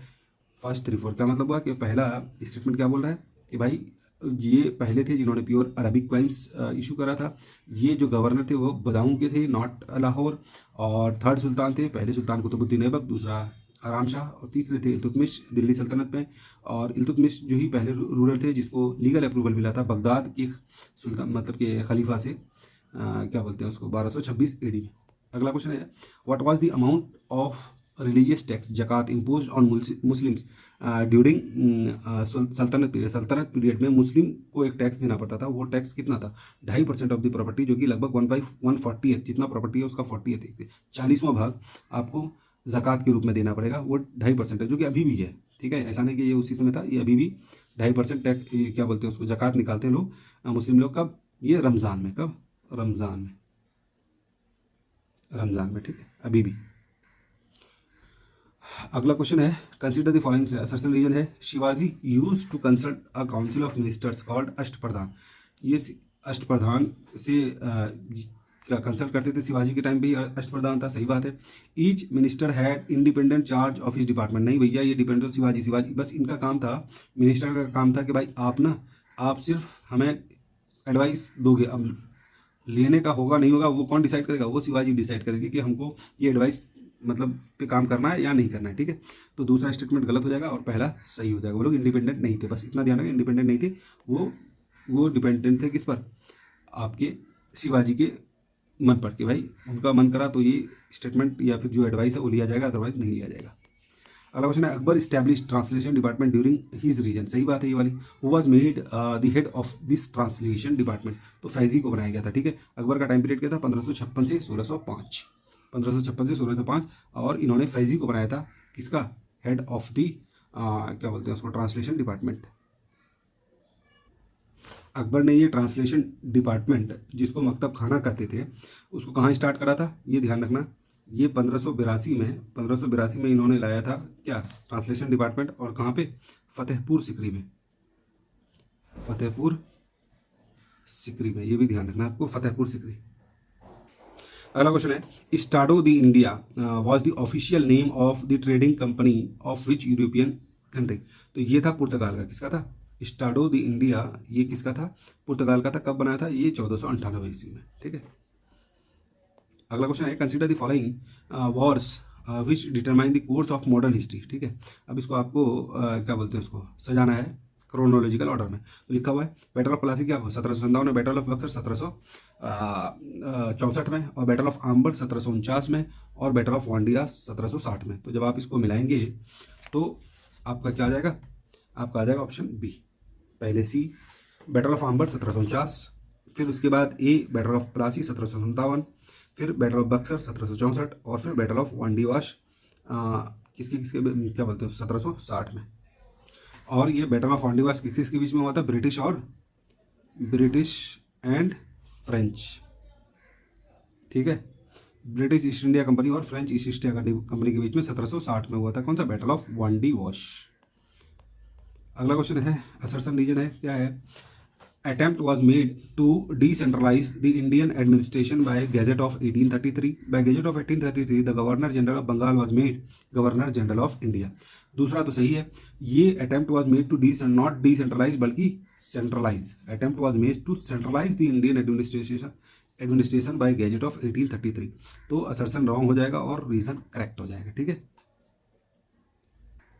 अगला क्वेश्चन है, consider the following, consider the order in which the following princely states were merged in India during the British rule through doctrine of lapse. ठीक है, डॉक्ट्राइन ऑफ लैप्स के through जो ये मतलब के स्टेट्स जो मर्ज हुए थे ब्रिटिश इंडिया में, तो वो किस तरह थे। तो ये ध्यान रखना है आपको, इसका फॉर्म मतलब याद रखना है, 17 जाति के लोग संभल कर भागते पर उदयपुर जा नहीं पाते। तो 17 से क्या हो जाएगा, पहला सतारा, फिर उसके बाद जैतिया, ठीक है, उसके बाद संभल से संभलपुर, ठीक है, भागते से बागहाट, ठीक है, और उदयपुर से उदयपुर, जा से झांसी, नहीं से नागपुर, ठीक है, और लास्ट में अवध 1856 में फाइनली अवध। तो ये ऑर्डर है। तो अब 17 सबसे पहले हो जाएगा, उसके बाद संभलपुर हो जाएगा, उसके बाद झांसी हो जाएगा, फिर अवध हो जाएगा। तो इस तरह से आपका जो आंसर होगा वो क्या हो जाएगा, वो हो जाएगा आपका बी। क्या हो जाएगा, बी। अगला क्वेश्चन है, कंसीडर द फॉलोइंग स्टेटमेंट्स। ठीक है, Pagalpanthi rebellion was carried out by Karamshah. ठीक है, ये पागलपंथी रेबेलियन को किसने लीड करा था, Karamshah and his son Tipu Shah. ठीक है, इन बंगाल रीजन, बिल्कुल सही है। Pagalpanthi was semi religious sect, ये भी सही है। तो objective of Pagalpanthi rebellion was religious and political, ये भी सही है। इन 1825 AD टीपू शाह यानी कि son of Karamshah captured Sherpur region, ये भी सही है। ठीक है, तो सारे स्टेटमेंट यहाँ पर क्या है, ये सारे स्टेटमेंट क्या है, सही है। ठीक है, अगला क्वेश्चन है,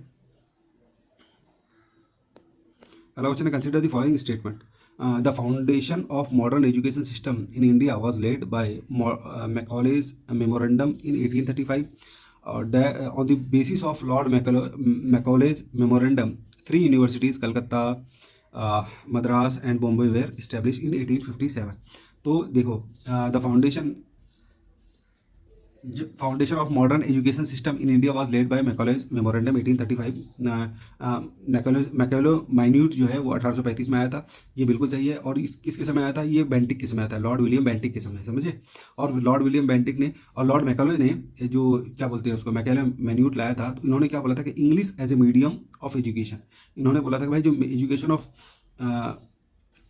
एजुकेशन का जो मीडियम होगा ना वो इंग्लिश होना चाहिए, और इसको ये किसने, बेंटिक ने एक्सेप्ट भी कर लिया था। ठीक है, और दूसरा तो ये पहला स्टेटमेंट सही हो जाएगा। On the basis of Lord Macaulay नहीं, बल्कि वुड्स डिस्पैच 1854 में आया। कब आया? वुड्स डिस्पैच 1854 में। उसके तहत कल 3 यूनिवर्सिटीज़ बनी, कलकत्ता, मद्रास और बॉम्बे। कौन सा? कलकत्ता ईस्ट में, मद्रास क्या बोलते हैं साउथ में, और बॉम्बे वेस्टर्न में। ठीक है, तो कलकत्ता, मद्रास और बॉम्बे। ठीक, तो दूसरा स्टेटमेंट गलत है और पहला स्टेटमेंट क्या है? पहला स्टेटमेंट सही है। तो पहला स्टेटमेंट सही हो जाएगा, दूसरा गलत हो जाएगा। दूसरा क्यों? क्योंकि वुड्स डिस्पैच से हुआ था, नॉट मैकेलो माइन्यूट से। ठीक है, मैकेलो माइन्यूट ने कहा था कि भाई आप इससे बनाओ, क्या बोलते हैं उसको, इंग्लिश में पढ़ाओ सब कुछ। अब आपको ये बताना, कंसिडर द फॉलोइंग इंस्टीट्यूशंस। ठीक है, और इसको क्रोनोलॉजी में सजाना है। देखो, इंडियन ब्रह्मो समाज, आर्य समाज, प्रार्थना समाज और साधारण ब्रह्मो समाज। तो देखो, ब्रह्मो समाज सबसे पहले आओ। ब्रह्मो समाज को कब बनाया था? 1828 में, राजा राममोहन राय। ठीक है। इंडियन ब्रह्मो समाज 1865 में किसने? केसी सेन ने बनाया। ठीक है। आर्य समाज 1875 में दयानंद सरस्वती ने बनाया। प्रार्थना समाज आत्माराम पांडुरंग 1867 में। ठीक है। और उसके बाद साधारण ब्रह्मो समाज 1878 में आनंद मोहन बोस के द्वारा। किसके द्वारा? आनंद मोहन बोस के द्वारा। तो सबसे पहली बात है, तो सबसे पहले कौन बनाया? इंडियन ब्रह्मो समाज। कब बनाया? 1865 में। फिर 2 साल बाद कौन बना? प्रार्थना समाज 1867 में। किसने बनाया? आत्माराम पांडुरंग ने। फिर 1867 के बाद 1875 में कौन बनाया? आर्य समाज, दयानंद सरस्वती द्वारा। और फिर साधारण ब्रह्मो समाज 1878, 3 साल बाद आनंद मोहन बोस ने। किसने? आनंद मोहन। तो इस तरह से जब आप इसके क्रोनोलॉजी को सजाएंगे तो कौन सा आंसर आ जाएगा? अब आप देख लो यहाँ पर, तो आंसर कौन सा आ जाएगा? आंसर हो जाएगा आपका बी। ठीक है। अगला क्वेश्चन है, which of the following revolutionary events happened fast. अब कौन सा पहले हुआ? तो सबसे पहले देख लो कि चित्तगांव आर्मोरी जो लूट हुआ है वो अप्रैल 1930 में हुआ है। कब? अप्रैल 1930 में। सांडर्स का जो हत्या हुआ है ये हुआ है आपका 1928 में। Bomb blast in central assembly 1929 में। काकोरी ट्रेन रॉबरी ये हुआ है 9 अगस्त 1925 को। ठीक है। तो सबसे पहले कौन सा हो जाएगा? ये हो जाएगा 1925 वाला। क्या है? 9 अगस्त 1925 को क्या? Kakori train robbery. उसके बाद आपका 1928 में क्या होगा? सैंडर्स का मर्डर केस। और 1929 में क्या हो जाएगा? सेंट्रल असेंबली में जो बॉम्ब फेंका था। और चित्तगांव आर्मरी रेड ये कब हुआ था? 1930 में। ठीक है। अगला क्वेश्चन है, the founder president of Hindustan Republic Association established in October 1924 अक्टूबर में जो हिंदुस्तान रिपब्लिक एसोसिएशन 1924 में बना था, उसके फाउंडर कौन थे? उसके फाउंडर थे सत्येंद्र नाथ सान्याल। कौन थे? सत्येंद्र नाथ सान्याल, HRA के फाउंडर। अगला क्वेश्चन है, आपको मैच करना है। ठीक है। स्ट्रेची कमीशन ये कब आया था? 1878 से 80 के बीच में। विटले कमीशन 1929 में। मैकडोनाल्ड कमीशन ये 1900 में। और लेल कमीशन ये हुआ था 1897 में। ठीक है। तो ये जो विटली कमीशन है, to report on industrial workshops and plantation labour. ठीक है, उसके लिए बनाया गया था। बाकी तीनों जो है, स्ट्रेची कमीशन, मैकडोनल्ड कमीशन और लेयल कमीशन, ये फेमाइन से रिलेटेड है। तो स्ट्रेची कमीशन कब आया? 1878 और 80 के बीच में। विटले कमीशन 1929 में। और मैकडोनल्ड कमीशन कब आया था? 1900 में। मैकडोनल्ड और लेयल कमीशन आया था आपका 1897 में। तो आप इस तरह से मिलाओगे तो इसका आंसर क्या हो जाएगा? इसका आंसर हो जाएगा ए का 1 और उसके बाद बी का 4। ए का 1 बी का 4 कहाँ है? ये आपका डी ऑप्शन है। सॉरी, ए का 1 बी का 4 2 है, डी भी है, बी भी है। सी का कितना है? सी का 3 हो जाएगा। तो आंसर क्या हो जाएगा? बी हो जाएगा। आंसर क्या हो जाएगा? आंसर आपका बी हो जाएगा। ठीक है। अगला क्वेश्चन है, which of the following pair is not correctly matched. कौन सा? सेकंड लाहौर कॉन्स्पिरेसी केस 1929 में जतिन दास के साथ, मतलब जतिन दास इसमें एक्टिव थे। काकोरी कॉन्स्पिरेसी केस अशफाकुल्ला खान और बिस्मिल 1925 में। नासिक कॉन्स्पिरेसी केस रास बिहारी बोस नहीं बल्कि अनंत लक्ष्मण कन्हड़े। कौन थे? अनंत लक्ष्मण कन्हड़े। तो इसलिए रॉन्ग ऑप्शन क्या हो जाएगा? ये सी हो जाएगा। नासिक केस कौन है? अनंत लक्ष्मण कन्हड़े। कब हुआ था? 1909 में। और उसके बाद दिल्ली कॉन्स्पिरेसी केस अमीरचंद कब हुआ था? 1912 में। ठीक है। Lahore second Lahore conspiracy case 1929 में। ठीक है। कौन? जतिन दास। और काकोरी कॉन्स्पिरेसी अशफाकुल्ला खां बिस्मिल, और ये कब? 1925 में। अगला क्वेश्चन है, मैच करना है फिर से। बनारस सेशन का 1905 में कौन थे प्रेसिडेंट? लखनऊ सेशन के कौन थे 1916 में? नागपुर वगैरह। तो ये बड़ा आसान है। ये 1905 में गोपाल कृष्ण गोखले, इसी समय क्या हुआ? स्वदेशी मूवमेंट के समय। ठीक है। और उसके बाद लखनऊ 1916 में AC मजूमदार, और इसी में क्या होता? क्या बोलते हैं उसको, जो नरम दल और गरम दल का क्या हुआ था? मिलान हुआ था इसमें। ठीक है। नरम और गरम का मिलान हुआ था। ठीक है। उसके बाद नागपुर 1920 में C विजय राघवाचारी। ठीक है। और इसी में जो सी विजय राघवाचार्य है, इसी में जो है कांग्रेस का नया कॉन्स्टिट्यूशन बना था। न्यू कॉन्स्टिट्यूशन ऑफ कांग्रेस कब बना था? यही 1920 के समय में, जब प्रेसिडेंट कौन थे? सी विजय राघवाचार्य। 1927 में एम ए अंसारी बने थे, और इसी में बाइकआउट ऑफ साइमन कमीशन के बारे में, मतलब बाइकआउट और साइमन कमीशन को अप्रूवल मिला था कि भाई साइमन कमीशन को हमें बाइकआउट करना है। ठीक है, तो इस तरह से अगर आप मिलाएंगे तो फाइनली आपका आंसर हो जाएगा कौन सा? 1 मिनट मिला लो, तो इसका आंसर क्या हो जाएगा? Answer A. अगला क्वेश्चन है, आपको असर्शन रीजन दिया हुआ है। असर 1946 Muslim League withdrew its approval to the cabinet mission से इन्होंने अपना अप्रूवल रिटर्न कर लिया था। सही बात है। The Muslim league join interim government 1940 initially नहीं किए थे, बाद में फिर ज्वाइन कर लिया था। तो ये दोनों ही स्टेटमेंट क्या है? दोनों ही स्टेटमेंट सही है, बट एक दूसरे के एक्सप्लेनेशन नहीं है। ठीक है, both assertion and reason are correct and not the correct explanation. ठीक है, अगला क्वेश्चन है, ड्यूरिंग दी विच रिवेलियन या revolution movement Vande Mataram became the title song of Indian nation? ये कब था? ये स्वदेशी मूवमेंट। ये कब था? स्वदेशी मूवमेंट। ठीक है, बंगाल पार्टीशन कब हुआ था? 16 अक्टूबर 1905 को। कब हुआ था? 16 अक्टूबर 1905 को। अगला क्वेश्चन है, व्हेन वाज जयप्रकाश दिवस? जयप्रकाश दिवस कब मनाया जाता है? अप्रैल 1946 में। कौन? To demand the release of JP from jail. ठीक है, इनको जेल में डाल दिया गया था, तो उन्हीं को निकालने के लिए ये जयप्रकाश दिवस मनाया गया। अगला question, who among the following journalist was launched in Mahatma Gandhi Sabarmati Ashram during Dandi मार्च? तो ये कौन थे? वेब मिलर थे, और गांधी जी के ऑटोबायोग्राफी को लिखे हैं लुइस फिशर। गांधी जी का ऑटोबायोग्राफी, उनका बायोग्राफी का नाम क्या है? The life of Mahatma Gandhi. 1950 में लिखे थे।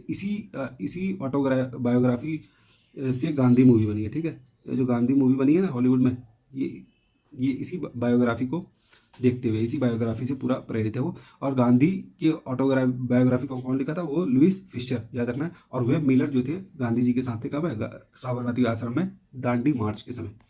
अगला क्वेश्चन है, असर्शन रीजन है आपको, independence for India league was formed in 1928। बिल्कुल सही है। किसके द्वारा? जवाहरलाल नेहरू और एस सी बोस। क्यों? क्योंकि नेहरू रिपोर्ट आया था 1928 में, और नेहरू रिपोर्ट में जो मोतीलाल नेहरू ने क्या डोमिनियन स्टेटस मांग लिया ना, डोमिनियन स्टेटस। और जो इसके खिलाफ थे कौन?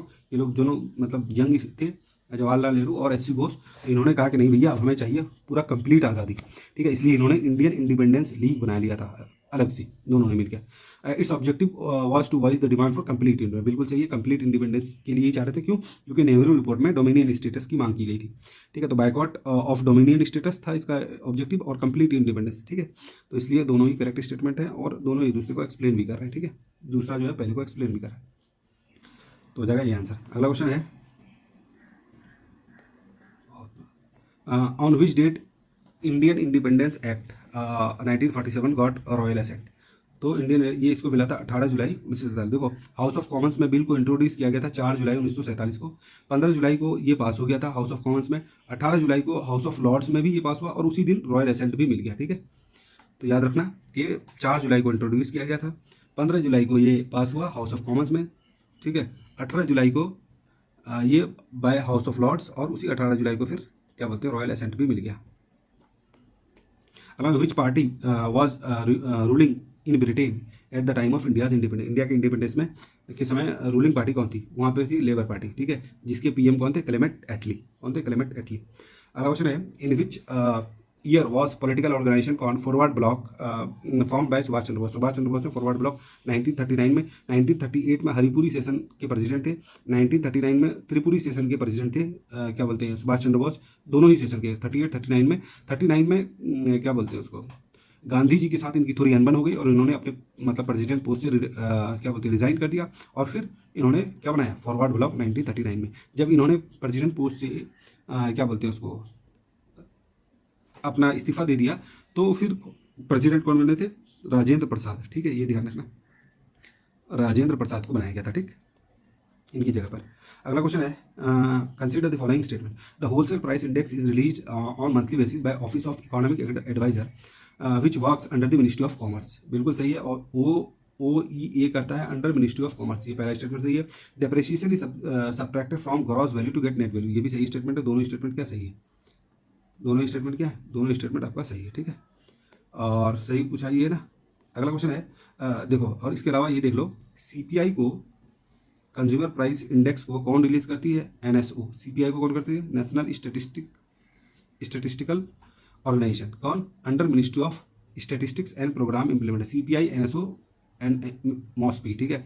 होलसेल प्राइस इंडेक्स अभी हमने पढ़ा, organisation of economic adviser, DPIIT, और ये मिनिस्ट्री ऑफ कॉमर्स के अंतर्गत है, ठीक है। ये ध्यान रखना, OEA और ministry of commerce wholesale price. CPI NSO करती है, ध्यान रखना, CPI NSO मॉस्पी के अंदर।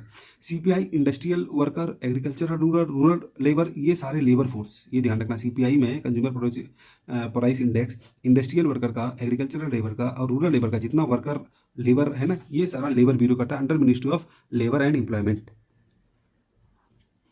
ठीक है, under ministry of labour and employment, ये ध्यान रखना है आपको। CPI करती है NSO, और WPI करती है कौन, OEA, और CPI एग्रीकल्चरल मतलब लेबर इंडस्ट्रियल वर्कर, ये सारा करती है लेबर ब्यूरो, ठीक है। अगला क्वेश्चन है, GDP eight factor cost is obtained by subtracting net indirect tax from GDP eight market price. बिल्कुल सही स्टेटमेंट है ये।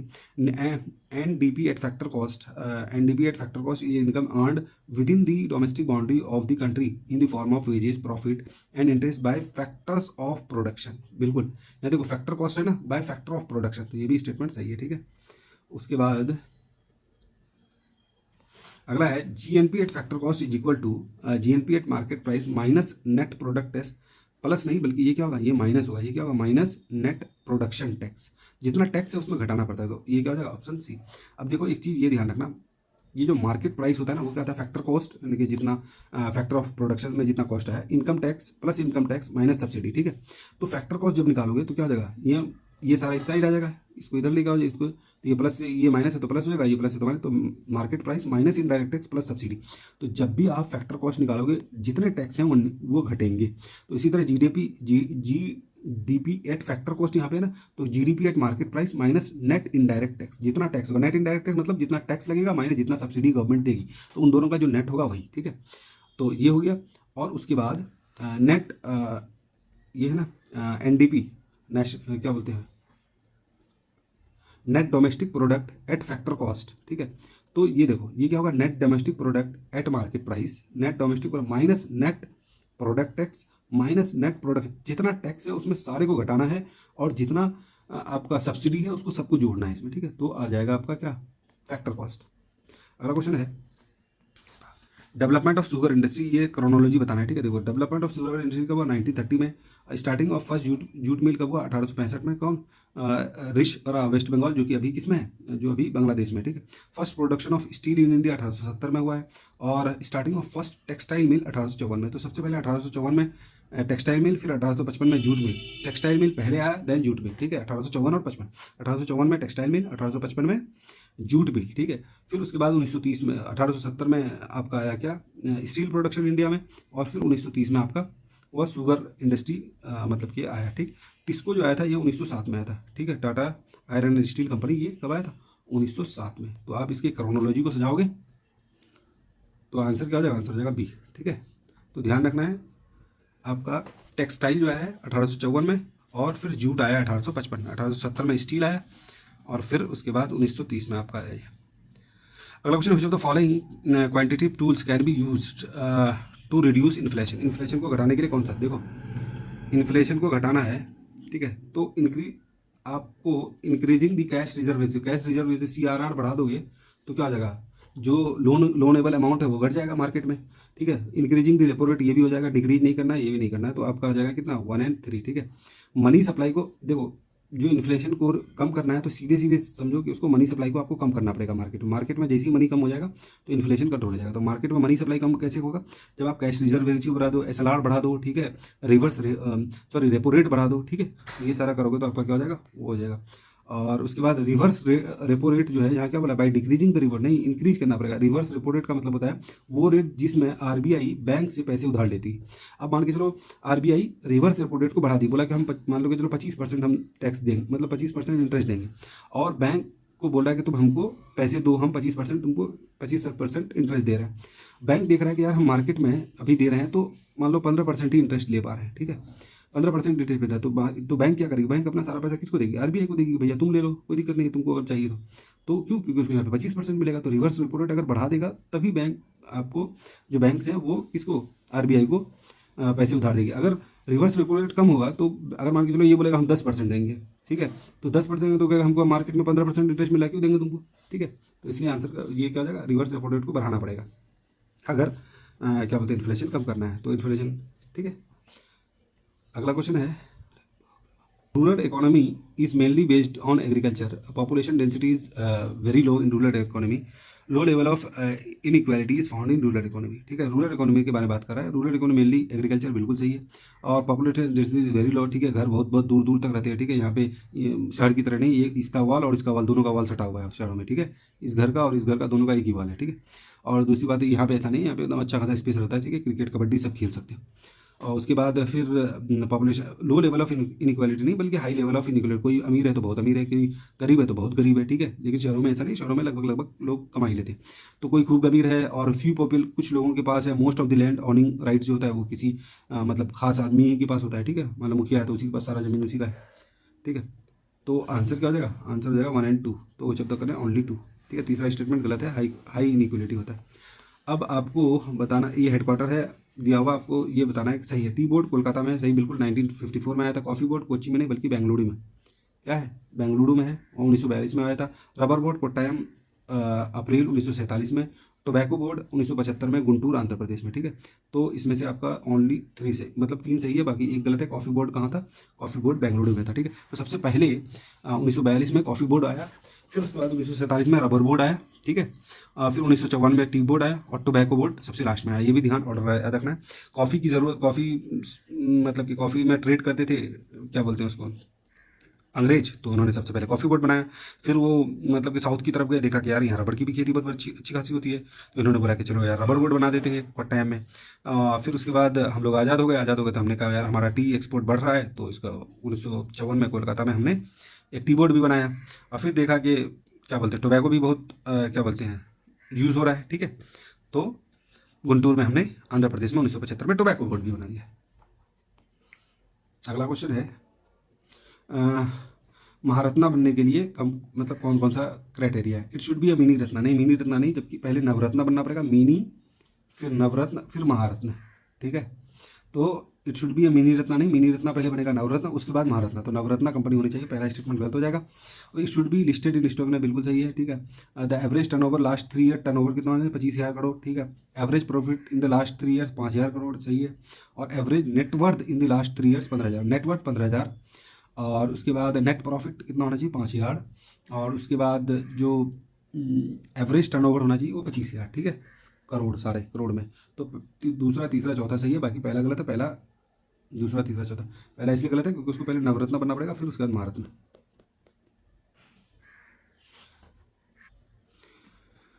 मिड डे मील स्कीम जो है, self employment employment assurance scheme और चाइल्ड लेबर एबोलिशन प्रोग्राम, ये सारा क्या था, 8 5 ईयर प्लान में आया था, ठीक है। उसके बाद ये है, consider the following statement regarding the new classification of MSME, ठीक है। माइक्रो इंटरप्राइजेस 2.5 करोड़ और टर्नओवर 10 करोड़, बिल्कुल सही है। स्मॉल इंटरप्राइजेस मैक्सिमम इन्वेस्टमेंट जो होना चाहिए वो 25 करोड़, ठीक है। और टर्नओवर 100 करोड़ होना चाहिए, ठीक है। उसके बाद मीडियम इंटरप्राइजेज में 125 करोड़, टर्नओवर 500 करोड़, तो ये सही है, दूसरा गलत है, ठीक है। तो आपको क्या करना है, क्वेश्चन बनाए इनकरेक्ट स्टेटमेंट, तो इनकरेक्ट स्टेटमेंट आपका हो जाएगा बी।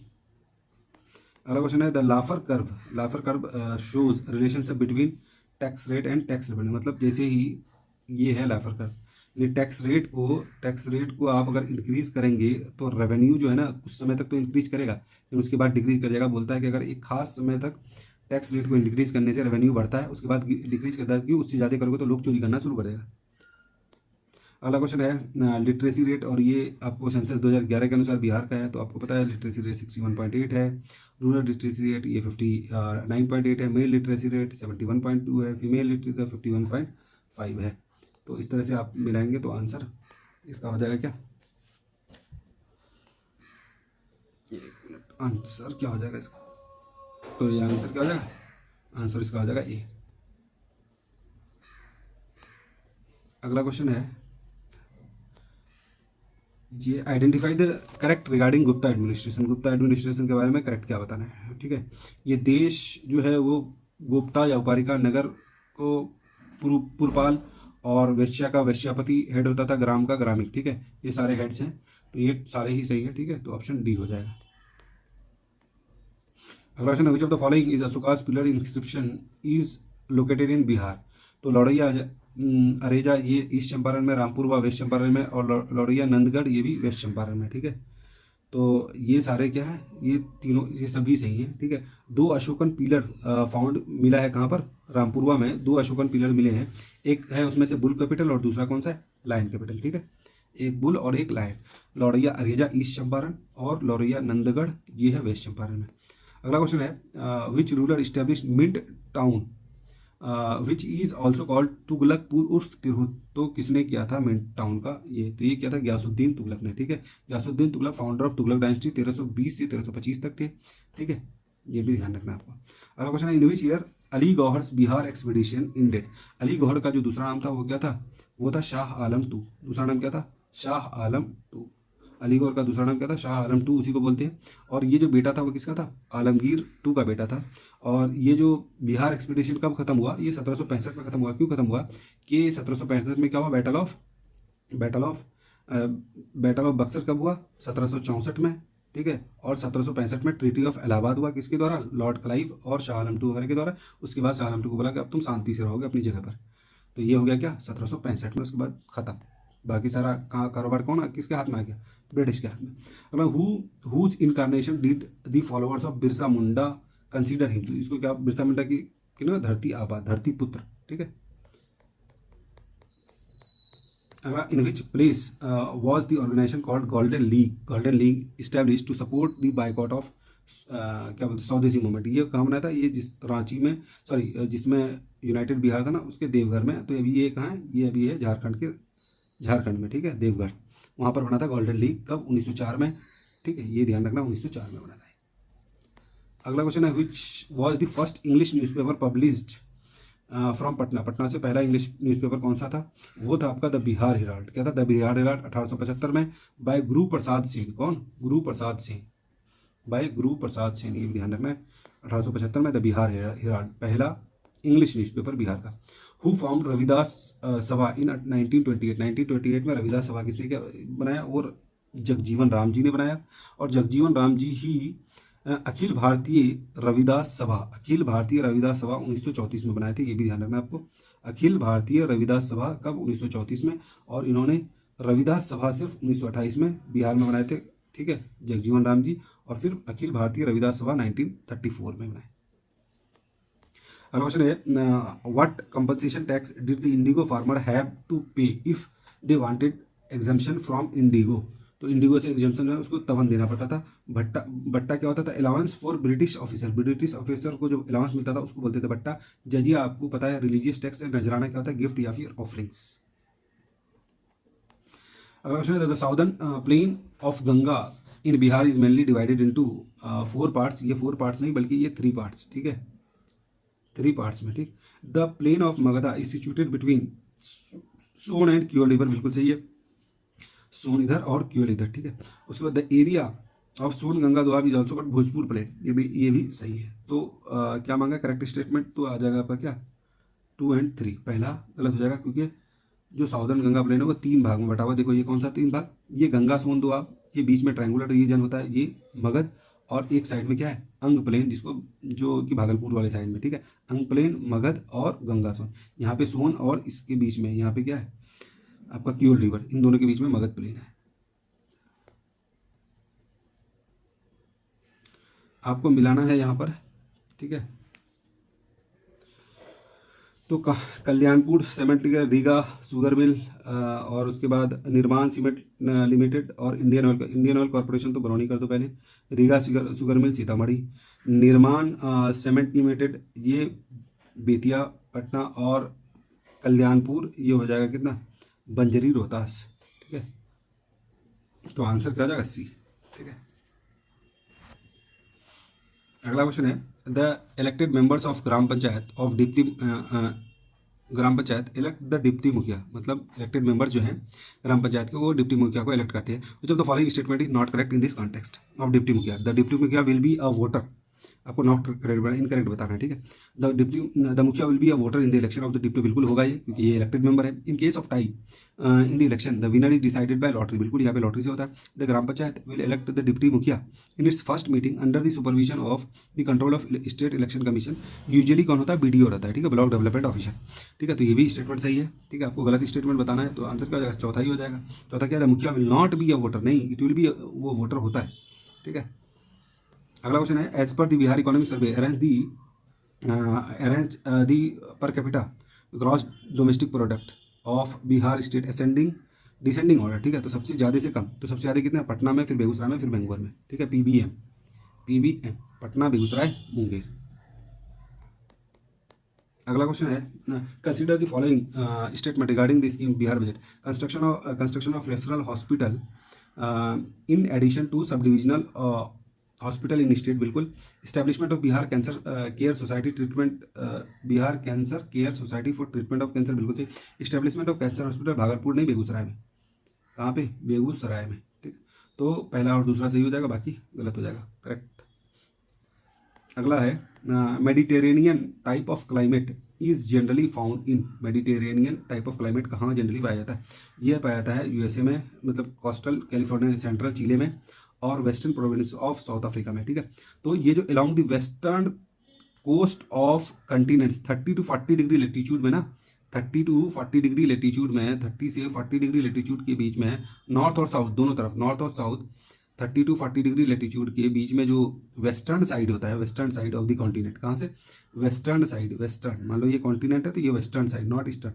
तो यहाँ पे आपको मिलेगा क्या, ये मिलेगा आपको मेडिटेरेनियन का। तो ये कैलिफोर्निया वेस्टर्न साइड में भी है, सेंट्रल चिले ये भी वेस्टर्न साइड में 30 to 40, और western cap province of South Africa ये नहीं है, ठीक है।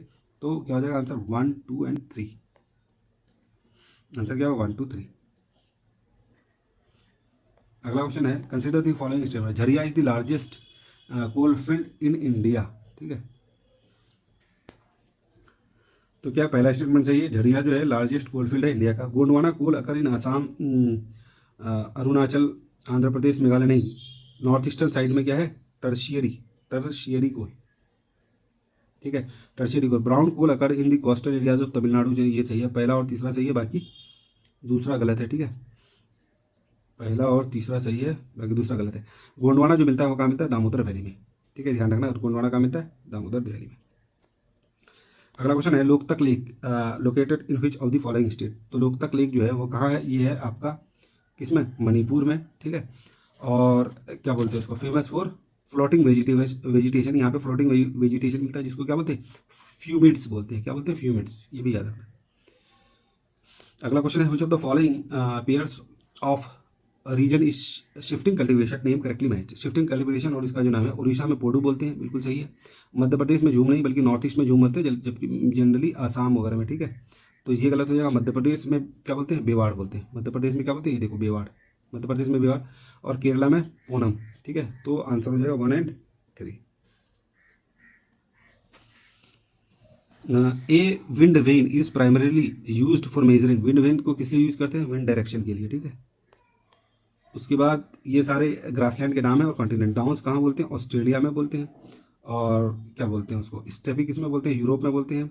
लानानोस कहाँ बोलते हैं, साउथ अमेरिका में, और जनरली कहाँ, ये अर्जेंटीना में, ठीक है। वेल्ड कहाँ बोलते हैं, साउथ अफ्रीका में, ठीक। इस तरह से आप अगर मिलाएंगे तो क्या हो जाएगा, तो इसका आंसर क्या हो जाएगा, आंसर हो जाएगा बी, ऑप्शन बी। अगला क्वेश्चन है, पंपास जनरली अर्जेंटीना में, ठीक है। अगला क्वेश्चन है, which of the following is not a cash crop. Cash crop कौन सा नहीं है, तो ये मेज नहीं है कैश क्रॉप, बाकी ये तीनों क्या है, कैश क्रॉप्स है। अगला, radio waves is transmitted from earth are reflected back to earth by which layer. ये थर्मोस्फेयर लेयर से होता है, ठीक है। और इसको क्या बोलते हैं, आयोनोस्फेयर बोलते हैं, जो कि 80 से 700 किलोमीटर है। सबसे लो जो बॉटम मोस्ट लेयर है वो क्या है, ट्रोपोस्फियर है, जो 0 से 12 किलोमीटर है, यहीं पे सारा बादल वगैरह, बारिश वगैरह सब होती है। स्ट्रेटोस्फियर जो होता है, यहाँ पे उड़ान के लिए बेहतर होता है, ठीक है, जितना सारा एरोप्लेन वगैरह उड़ता है, इसमें बढ़ता है 12 से 50 किलोमीटर में। और उसके बाद आपका मीसोस्फियर होता है 50 से 80 किलोमीटर में, 50 से, उसके बाद होता है 80 से 700 किलोमीटर आयोनोस्फियर, और आयोनोस्फीयर के ऊपर एक्सोस्फीयर, ठीक है। तो ये आयोनोस्फीयर से रिटर्न होता है हमारा रेडियो वेव्स। अगला क्वेश्चन है, which of the following is not a favourable condition for due formation. Due formation के लिए स्ट्रॉन्ग विंड अगर होगा तो वो रहेगा ही नहीं, तो कहाँ से उड़ा करके लेके चला जाएगा इसको, ठीक है। अगला, which of the following is are tributaries of Krishna river. Krishna river के ट्रिब्यूटरीज कोयना और तुंगभद्रा दोनों है, Krishna, Koyna, Tungabhadra. Which of the following desert is cold desert. Cold desert कौन सा है? ये पेंटागोनियन डिजर्ट जो है ये कोल्ड डिजर्ट है, ये साउथ अमेरिका में है, ठीक है। गोबी डिजर्ट जो है ये आपका, ये भी कोल्ड डिजर्ट आता है। और ग्रेट बेसिन डिजर्ट जो है नॉर्थ अमेरिका में, ये भी कोल्ड डिजर्ट है। तो याद रखना, ग्रेट बेसिन डिजर्ट और ये गोबी डिजर्ट यूरोप में।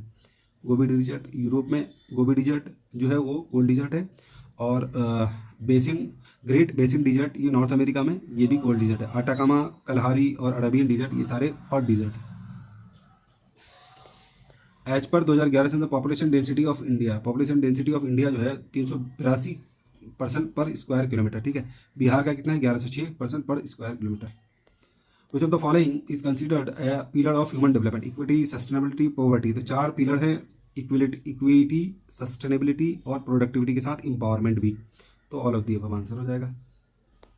विच of the following Indian state share border with Mizoram. Mizoram के साथ कौन सा बॉर्डर का? असम, मणिपुर और त्रिपुरा। असम, मणिपुर और त्रिपुरा, ठीक है। अगला क्वेश्चन है, Malwa plateau is located. Malwa plateau Madhya Pradesh और राजस्थान दोनों में है, ठीक है। तो ये हो जाएगा आपका क्या? C. In which of the following state reservation of post for scheduled caste is not applicable in panchayat. कहाँ पे ये नहीं है? अरुणाचल प्रदेश। क्यों? क्योंकि अरुणाचल प्रदेश में एससी पॉपुलेशन है ही नहीं, वहाँ पे सारे एसटी है, ठीक है। अगला क्वेश्चन है, regarding Pitt's India Act. By this act the political and commercial function of East India Company were separated, ठीक है। ये बिल्कुल पहला ही स्टेटमेंट सही है कि भाई करेक्ट स्टेटमेंट है ना। तो 1784 में पिट्स इंडिया एक्ट में पॉलिटिकल और कॉमर्शियल फंक्शन को सेपरेट कर दिया गया। ये बाकी सारा स्टेटमेंट ये गलत है, ठीक है। अगला क्वेश्चन है, where is the provision for free and compulsory education for children below 6 years of age mentioned in Indian constitution. ये जो है ये आर्टिकल 45 में है, ठीक है। इंडियन कॉन्स्टिट्यूशन का बिलो 6 साल का, डीपीएसपी में, कौन सा? डीपीएसपी में, ठीक है। और ये जो आर्टिकल 21A है इसमें 6 से 14 साल के लिए, और आया था कि इसमें 86 कॉन्स्टिट्यूशन अमेंडमेंट एक्ट 2002 में। 86 constitution right to education act कब आया? 2009 में, और इंप्लीमेंट कब हुआ? 2010 में। अब लिस्ट 1 को लिस्ट 2 से मिलाना है आपको, ठीक है। President grant, president, power of president to grant, ये आर्टिकल 72 के तहत। Annual financial statement article 112। Definition of money bill 110 में है। Promotion of international peace and, ये आर्टिकल 51 में है, ठीक है। तो इसको आप मिलाएंगे तो आंसर क्या हो जाएगा? आंसर बी हो जाएगा, ठीक है। अगला क्वेश्चन है, the wildlife protection act 1972 was passed by the parliament on the request of states, बिल्कुल सही है। The water pollution control and prevention act was passed in the year 1974 में, 2 साल बाद क्या है? Water pollution control and prevention. तो both the statements are correct. ये क्या? Both statements are correct. Hello question, consider the following statement regarding the attorney general of India. He is appointed by the president of India, बिल्कुल सही है, ठीक है। He should have the same qualification as the जज of supreme court, ये भी सही। He should be a member of either house, नहीं। He can be remove by the parliament through the process, नहीं। ये जो इनका जो टेन्योर होता है प्लेजर ऑफ प्रेसिडेंट, ठीक है। टेन्योर क्या होता है इनका? प्लेजर ऑफ प्रेसिडेंट क्या है इस पर, ठीक। अगला क्वेश्चन है, which of the following expenditure is not charged on consolidated fund of India। consolidated fund of India salary and allowance of comptroller CAG ये है। pension and paid to the judges ये भी है। salary and allowance of prime minister ये नहीं है, ठीक है। और salary and allowance of chairman of UPSC ये भी सही है, ठीक है। अगला क्वेश्चन है, आपको मैच करना है, ठीक है। तो गवर्नर अपॉइंटमेंट जो, और उसके बाद state council of minister, duties of chief minister और creation and abolition of legislative council. तो गवर्नर का अपॉइंटमेंट आर्टिकल 155, ठीक है। State council of ministers article 163 और duties of chief minister article 167। Creation abolition of legislative council ये हो जाएगा article 169, ठीक है। Consider the following, sir the governor is nominal executive head of the state, ठीक है। ये बिल्कुल सही स्टेटमेंट है। Under the constitution provision has been made for the parliamentary system of government in the Indian state, ये सही है। इसलिए ये क्या हो जाता है? ये हो जाता है आपका नॉमिनल हेड। तो आंसर क्या हो जाएगा, both statement are correct and R is the correct explanation of A.